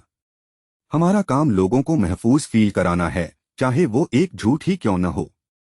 उन पीड़ित परिवारों को हम यह नहीं कह सकते कि उनके बच्चों को किसी जादुई ताकत ने बेरहमी से मार डाला। एलन अचानक बीच में ही रुक गया, जैसे उसके खुद के अल्फाज उसके हलक में कड़वे बनकर फंस गए हों। वो डाकू किसी के हुक्म पर काम कर रहे थे, पर उस मास्टरमाइंड के पीछे जाने का मतलब है हमारी पूरी पुलिस फार्स की तबाही। रैन ने अपनी नजरें एलन के चेहरे पर गड़ा दी, जो सीधे तौर पर एक खुली और आखिरी चेतावनी थी। तो फिर यह केस सीक्रेट डिटेक्टिव्स को क्यों नहीं देते, जो काले जादू के मामलों से निपटना अच्छी तरह जानते हैं। एलन की ग्रे आंखों में रैन का खूबसूरत मगर बेहद सख्त अक्स साफ तौर पर रिफ्लेक्ट हो रहा था। वे सीक्रेट डिटेक्टिव्स सिर्फ फ्रॉस्ट को पकड़ना चाहते हैं, उन्हें पीड़ित परिवारों के आंसुओं से कोई मतलब नहीं है। रैन बिल्कुल बेजान और ठंडी मूर्ति की तरह खड़ी रही, जिससे एलन का हौसला थोड़ा डगमगाने लगा। फ्रॉस्ट और नट्टा दोनों बहुत कमजोर हैं, वे मामूली इंसान हैं और तुम उन्हें आसानी से दबोच सकती हो। रैन एलन की हर एक बात को अपने दिमाग में तोल रही थी, उसका तजुर्बा एलन से कई गुना ज्यादा था। वह जानती थी कि बेगुनाही की इस बेरहम दुनिया में कोई कीमत नहीं थी, सिर्फ अमन-चैन बनाए रखना जरूरी था। आम दुनिया जादू के वजूद से बिल्कुल अनजान थी, और सच सामने आने पर पूरे शहर में दहशत फैल जाती। तभी एलन ने कृत्रिम रूप से खांसकर रैन का ध्यान अपनी तरफ खींचा और पाइप की आग बुझा दी। तुम्हें बिना कोई रहम दिखाए फ्रॉस्ट और उसके साथी को इन तीनों कत्ल के इल्जाम में अरेस्ट करना होगा। रैन के माथे पर पसीने की बूंदें चमक उठीं, उसका पूरा वजूद इस नाइंसाफी के खिलाफ अंदर ही अंदर कांप रहा था। मुझे लोगों के झूठे सुकून के लिए 2 बेगुनाहों की बलि चढ़ानी होगी, पर मेरा ज़मीर यह नहीं मान रहा। एलन ने उसके चेहरे पर आती जाती हिचकिचाहट को भांप लिया और गुस्से से उसका खून खौलने लगा। ज्यादा भावुक मत बनो रैन, यह दुनिया ऐसी ही बेरहम है, चुपचाप अपना काम करो और केस बंद करो। रैन ने अपनी मुट्ठियां कसकर भींची और बहुत ही भारी मन से अपने शब्दों को बाहर निकाला। मैं यह घिनौना काम नहीं कर सकती इंस्पेक्टर एलन, बेगुनाहों को सजा देना मेरे उसूलों के खिलाफ है। उसके मुंह से ये शब्द निकलते ही पूरा पुलिस स्टेशन एक अजीब सी थरथराहट के साथ हिलने लगा। अगले ही पल इंस्पेक्टर एलन का चेहरा और आसपास की दीवारें किसी डिजिटल एरर की तरह फड़फड़ाने लगीं। एक झटके में वह पूरी बग्घी, बारिश और रैंडबर्ग का शहर हवा के सन्नाटे में पूरी तरह गायब हो गया। सिम्युलेशन हॉल के स्पीकर से एक ठंडी, बेजान और मैकेनिकल आवाज गूंज उठी जिसने सन्नाटा तोड़ दिया। आप इस रियलिज्म एग्जाम में पूरी तरह फेल हो चुकी हैं। आपका निर्णय तार्किक नहीं था। रैन ने सिम्युलेटर सीट पर अपनी आंखें खोलीं और गुस्से से छत की सफेद लाइटों को घूरने लगी। वह जासूस वाली जिंदगी सिर्फ एक कंप्यूटरीकृत भ्रम थी, पर उस हार का कड़वा एहसास बिल्कुल असली था। एकेडमी में जज्बातों की कोई जगह नहीं थी और अपनी इस नाकामी पर रैन की मुट्ठियां गुस्से से भींच गईं। उसी वक्त कैंपस के एक दूसरे हिस्से में लियोमारिस भी अपनी सिम्युलेटर सीट से बिल्कुल शांत उठ रहा था। उसे एक ऐसी ही परीक्षा में पूरे शहर को बचाने के लिए एक छोटे से गांव को कुर्बान करना पड़ा था। लियोमारिस ने बिना किसी इमोशन के पलक झपकते ही उस पूरे गांव को मौत के घाट उतारने का फैसला ले लिया था। जब उसे पता चला कि वह सिर्फ एक गेम खेल रहा था तो अपनी खुद की क्रूरता देखकर वह खुद हैरान था। खैर, अब टॉप 5 में अपनी जगह पक्की करने के लिए उसके सामने सिर्फ एक आखिरी थ्योरेटिकल एग्जाम बचा था। रैन ने अपने आंसुओं को पोंछा और हॉल की ठंडी फर्श पर अपने जूतों की आवाज करते हुए बाहर निकल गई। लियोमारिस ने कॉरिडोर की खिड़की से बाहर देखते हुए अपने कोट के कॉलर को थोड़ा सीधा किया। वह जानता था कि इस थ्योरी एग्जाम को पास करते ही वह इस पूरी दुनिया के मुख्य हीरो से मिलने वाला था। एकेडमी की ऊंची मीनारों पर रात का काला साया अब पूरी तरह से अपने पैर पसार चुका था। दोनों कैडेट्स के रास्ते अब एक ऐसे मोड़ पर आ चुके थे जहां से तबाही और कामयाबी दोनों बहुत करीब थीं। लियोमारिस यह अच्छे से जानता था कि माहौल ही इंसान को ताकतवर या कमजोर बनाता है। सिर्फ रुनेर्थ खानदान का नाम उसके पास होना उसे इस जादुई दुनिया में जीत नहीं दिला सकता था। मुझे लुसियस से हाथ मिलाना होगा, पर उसके करीब जाना आग से खेलने जैसा है। दोपहर की कड़कड़ाती धूप में लियोमारिस और बटलर हेजल एकेडमी के विशाल कैंपस का मुआयना कर रहे थे। वह हर एक बिल्डिंग को देखकर यह कन्फर्म कर रहा था कि सब कुछ नॉवेल जैसा ही है। लुसियस के 4 खास साथी हैं, जिनमें से रैन को मैं पहले ही अपने पाले में ला चुका हूं। थ्योरी एग्जाम में अब सिर्फ कुछ ही घंटे बचे थे और उसका दिमाग डर से सुन्न हो रहा था। अगर मैं लुसियस के आने से पहले उसके मोहरों को नहीं जीत पाया तो मेरा खेल खत्म है। लियोमारिस और हेजल चलते चलते अचानक एकेडमी के सबसे बड़े और खौफनाक एरिना के बीचों बीच आ पहुंचे। चारों तरफ फैली बारीक रेत को देखकर लियोमारिस को अपने पिछले जन्म के ग्रीक स्टेडियम याद आ गए। यह वही मनहूस जगह थी जहां मेन कैरेक्टर लुसियस ने एक सीनियर को बेरहमी से मौत के घाट उतारा था। 5000 लोगों के सामने उसने उस कमीने का मर्डर किया। लुसियस वाकई एक खूंखार मॉन्स्टर है। लियोमारिस की रीढ़ की हड्डी में एक ठंडी सिहरन दौड़ गई, उसका चेहरा खौफ से पीला पड़ गया। अगर लुसियस को पता चला कि उसके माता पिता की मौत में मेरा हाथ था, तो वो मुझे जिंदा चबा जाएगा। तभी गहरे सन्नाटे को चीरते हुए हेजल की बेहद धीमी मगर सतर्क आवाज गूंजी। यंग मास्टर, संभल जाइए, कोई बहुत ही शातिर नजर लगातार हमारा पीछा कर रही है। लियोमारिस का दिल एक पल के लिए रुक गया। उसने घबराकर अपनी नजरें चारों तरफ घुमाईं। वहां गेट पर देखिए, यह वही गुंडा है जिसने कुछ दिन पहले आपसे बदतमीजी की थी। काले बाल और ढीली वर्दी में एक लड़का अपनी कुटिल मुस्कान के साथ खड़ा था। लियोमारिस ने उसे पहचान लिया। नॉवेल के हिसाब से यह उसका होने वाला अगला गुलाम था। यंग मास्टर, उनके साथ 2 और खूंखार लोग हैं, क्या मैं अपनी तलवार निकालूं? लियोमारिस ने एक गहरी सांस ली। वो इन फालतू के लफड़ों में अपनी एनर्जी वेस्ट नहीं करना चाहता था। हेजल, याद है मैंने वॉरफेयर एग्जाम के बाद क्या कहा था? हमें दूसरों के दिमाग को कंट्रोल करना है। उसने प्यार से हेजल के सिर पर हाथ फेरा, जो उम्र में उससे काफी छोटी और मासूम थी। ओए डरपोक, तू यहाँ छुपा बैठा है और मैं वहां घंटों से तेरा इंतजार कर रहा हूं। लियोमारिस का चेहरा एकदम सख्त हो गया, क्योंकि वह उस लड़के को टाइम देकर पूरी तरह भूल चुका था। अपने ड्यूक बाप का रौब मुझे मत दिखा, तू सिर्फ एक नंबर का कायर है। उस गुंडे ने पलक झपकते ही आगे बढ़कर लियोमारिस का गला दबोच लिया और मुक्का तान दिया। हेजल ने अपनी कटार पर हाथ रखा, पर लियोमारिस ने उसे आंख के इशारे से रोक दिया। लियोमारिस ने शांति से अपने दोनों हाथ हवा में उठाए, उसके चेहरे पर एक नकली लाचारी आ गई। तुम मुझे मारना चाहते हो, बेशक मारो, पर दोस्त मैं तुम्हें ऐसा न करने की सलाह दूंगा। क्या बकवास कर रहा है तू? उस लड़के की आवाज गुस्से से और ज्यादा भारी हो गई। तुम सेकंड ईयर में हो, तुम्हें पता होना चाहिए कि मेरी बड़ी बहन रोसालित तुम्हारा पूरा खानदान तबाह कर सकती है। रोसालित का नाम सुनते ही उस लड़के के माथे पर पसीना आ गया और उसने तुरंत गला छोड़ दिया। लियोमारिस ने अपनी कॉलर ठीक की, उसका पहला दाव बिल्कुल सही निशाने पर बैठा था। भागने की जरूरत नहीं है, मेरे पास तुम्हारे फायदे के लिए एक बहुत ही शानदार डील है। वह लड़का रुका और उसने पलटकर लियोमारिस को एक बेहद उलझन भरी निगाह से देखा। मुझसे गलती हुई जो मैंने तुम्हें इंतजार कराया, तो चलो कुछ देर के लिए भूल जाते हैं कि मैं कौन हूँ। पिछली बार जब किसी ने रुनेर्थ पर हाथ उठाया था तो खुद राजा को बीच में आना पड़ा था। लियोमारिस ने एक गहरी और रहस्यमयी मुस्कान बिखेरी, इसलिए हम इस बात को बिना हिंसा के सुलझाएंगे। उस लड़के को समझ नहीं आ रहा था कि लियोमारिस इतना शांत और बेखौफ कैसे रह सकता है। मैं तुम्हें भविष्य में एक बहुत बड़ी मुसीबत से बचाऊंगा, इसे मेरा हर्जाना समझ लो। वह लड़का बिना कुछ बोले अपने आदमियों के साथ पैर पटकते हुए वहां से दफा हो गया। यंग मास्टर, एरिना की सबसे ऊपरी सीट पर कोई और भी बैठा हुआ है। लियोमारिस ने ऊपर देखा, जहां काले ओवरकोट में खड़ा एक सीनियर उसे देखकर धीरे धीरे तालियां बजा रहा था। अगले ही पल वह रहस्यमयी शख्स एक काले साये की तरह हवा में पूरी तरह गायब हो गया। वह इस एकेडमी का कैलामिटी है, उसकी डरावनी ऊर्जा साफ बता रही है कि वो मेरी बहन का दुश्मन है। कैलामिटी इस जादुई स्कूल के टॉप 5 स्टूडेंट्स को कहा जाता था, जो साक्षात मौत के सौदागर थे। लियोमारिस ने अपनी नजरें थोड़ी घुमाईं और एरिना के एक कोने में उसकी आंखें ठहर गईं।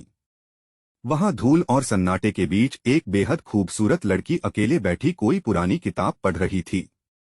उसके काले बाल और उसकी वो गहरी, बेजान आंखें सीधे रैन को टक्कर दे रही थीं। लियोमारिस के चेहरे पर एक कातिलाना और सैटिस्फाइड मुस्कान तैर गई, उसका अगला मोहरा सामने था। नॉवेल का हर एक पन्ना अब उसकी आंखों के सामने हकीकत बनकर धीरे धीरे जिंदा हो रहा था। आखिरकार तुम मुझे मिल ही गईं। मेरी अगली मोहरी, चार्लोट ग्रीनवुड। चार्लोट ग्रीनवुड एक ऐसी पैदाइशी जीनियस थी जिसके लिए लियोमारिस अपनी जान की बाजी भी लगा सकता था। नॉवेल का ऑथर भले ही सबको मारकर कहानी खत्म कर चुका था, पर चार्लोट में बचने का दम था। लियोमारिस एरिना में उसके पास जाना चाहता था, पर उसे पता था कि चार्लोट को पढ़ते वक्त डिस्टर्ब होना नापसंद है। अब वह सीधे एग्जामिनेशन हॉल में बैठा था, जहां उसके सामने 5 बड़े बड़े सफेद पन्ने फैले हुए थे। वह मेन कैरेक्टर लुसियस को देखना चाहता था, पर अलग सरनेम होने की वजह से वे अलग हॉल में थे। ये सवाल मुश्किल तो नहीं है, पर भाई साहब, इतने सारे सवाल एक साथ देने की क्या जरूरत थी? अपनी पिछली जिंदगी में बीमारी के वक्त उसने कई क्विज दिए थे, पर 500 सवालों का टॉर्चर पहली बार था।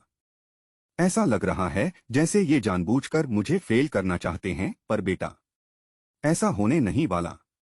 उसने फुर्ती से पन्ना पलटा, क्योंकि उसे थ्योरी खत्म करके जल्दी से अपने जादुई ग्रिमॉयर का कॉन्ट्रैक्ट करना था। सवाल नंबर 1, ब्रेक और नेवर किंगडम के बीच हुए अनहोनी वॉर का समय क्या था? बेहद आसान, पूरे 102 साल। उसने बिना एक पल गवाए तुरंत सही जवाब शीट पर लिख दिया। सवाल नंबर 2, आज से 1500 साल पहले ब्रेक एम्पायर पर किसका राज था? Emperor park. लियोमारिस की उंगलियां पेन के साथ तेजी से पन्ने पर तैरने लगीं। सवाल नंबर 3, पहले क्रांतिकारी युद्ध की शुरुआत आखिरकार किसने की थी? The woman in well. उसने अपने दिमाग पर जोर देते हुए एकदम सटीक जवाब ढूंढ निकाला। सवाल नंबर 4, राजा एलिस्टेयर के अलावा दूसरे रिवॉल्यूशनरी वॉर का महानायक कौन था? लियोमारिस के होठों पर एक गहरी मुस्कान आ गई, वह अपनी हंसी को बड़ी मुश्किल से रोक रहा था। कितनी अजीब बात है। इसका जवाब मेरे अपने पिता गॉडफ्रे रुनेर्थ हैं। लियोमारिस ने एक ठंडी सांस ली, क्योंकि उसके पिता ने कभी भी हीरो का टाइटल स्वीकार नहीं किया था। 30 साल पहले उसके पिता ने अपने बिजनेस और अंडरग्राउंड वर्ल्ड के लिए यह खतरनाक युद्ध खुद भड़काया था। रुनेर्थ खानदान की यही रीत थी, खुद ही आग लगाओ और फिर खुद ही उसे बुझाकर मसीहा बन जाओ। जैसे ही वह अगले सवाल पर पहुंचा, उसकी आंखें फटी की फटी रह गईं और कलम रुक गई। ग्रिमॉयर के साथ किए गए जादुई समझौते की कीमत चुकाना अनिवार्य है, और यह हमेशा होती है। लियोमारिस का मुंह खुला का खुला रह गया। उसे इस आखिरी खाली जगह का सही जवाब नहीं पता था। क्या मैं यह भूल गया? नॉवेल में तो ऐसा कहीं नहीं लिखा था कि यह कीमत अपरिहार्य है। काफी देर सोचने के बाद उसने एक कामचलाऊ जवाब लिखा और भारी मन से आगे बढ़ गया। मुझे इसके बारे में रैन से बात करनी होगी, वरना यह जादुई कॉन्ट्रैक्ट मेरी जान ले लेगा। आखिरकार परीक्षा खत्म हुई और लियोमारिस एंट्रेंस एग्जाम के सबसे आखिरी और खतरनाक पड़ाव पर पहुंच गया। जादुई कॉन्ट्रैक्ट का कमरा पूरी तरह सफेद था, जहां दीवारों पर अजीब से साये तैर रहे थे। कमरे के बीचों बीच एक जादुई चक्र बनाने के लिए लाल पाउडर, एक तेज छुर्री और मोमबत्तियां रखी थीं।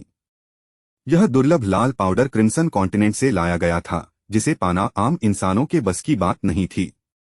लियोमारिस ने अपना थूक निगला और कांपते हाथों से उस बक्से को छुआ जिसमें उसका ग्रिमॉयर बंद था। उस डिब्बे के भीतर से एक अजीब सी काली और ठंडी ऊर्जा निकलकर उसकी उंगलियों से लिपट रही थी। इस ग्रिमॉयर का अजीब बर्ताव देखकर उसके मन में एक गहरा अनजाना खौफ पैदा होने लगा था। जैसे ही उसने बक्से का ढक्कन खोला, एक भयानक काली धुंध कमरे के सन्नाटे में फैल गई। वह धुंध कोयले की राख जैसी काली और बर्फीली थी, जिसने पूरे कमरे की रोशनी को सोख लिया। जब धुंध छंटी तो लियोमारिस ने अपने ग्रिमॉयर को देखा और उसके चेहरे पर गहरी मायूसी छा गई।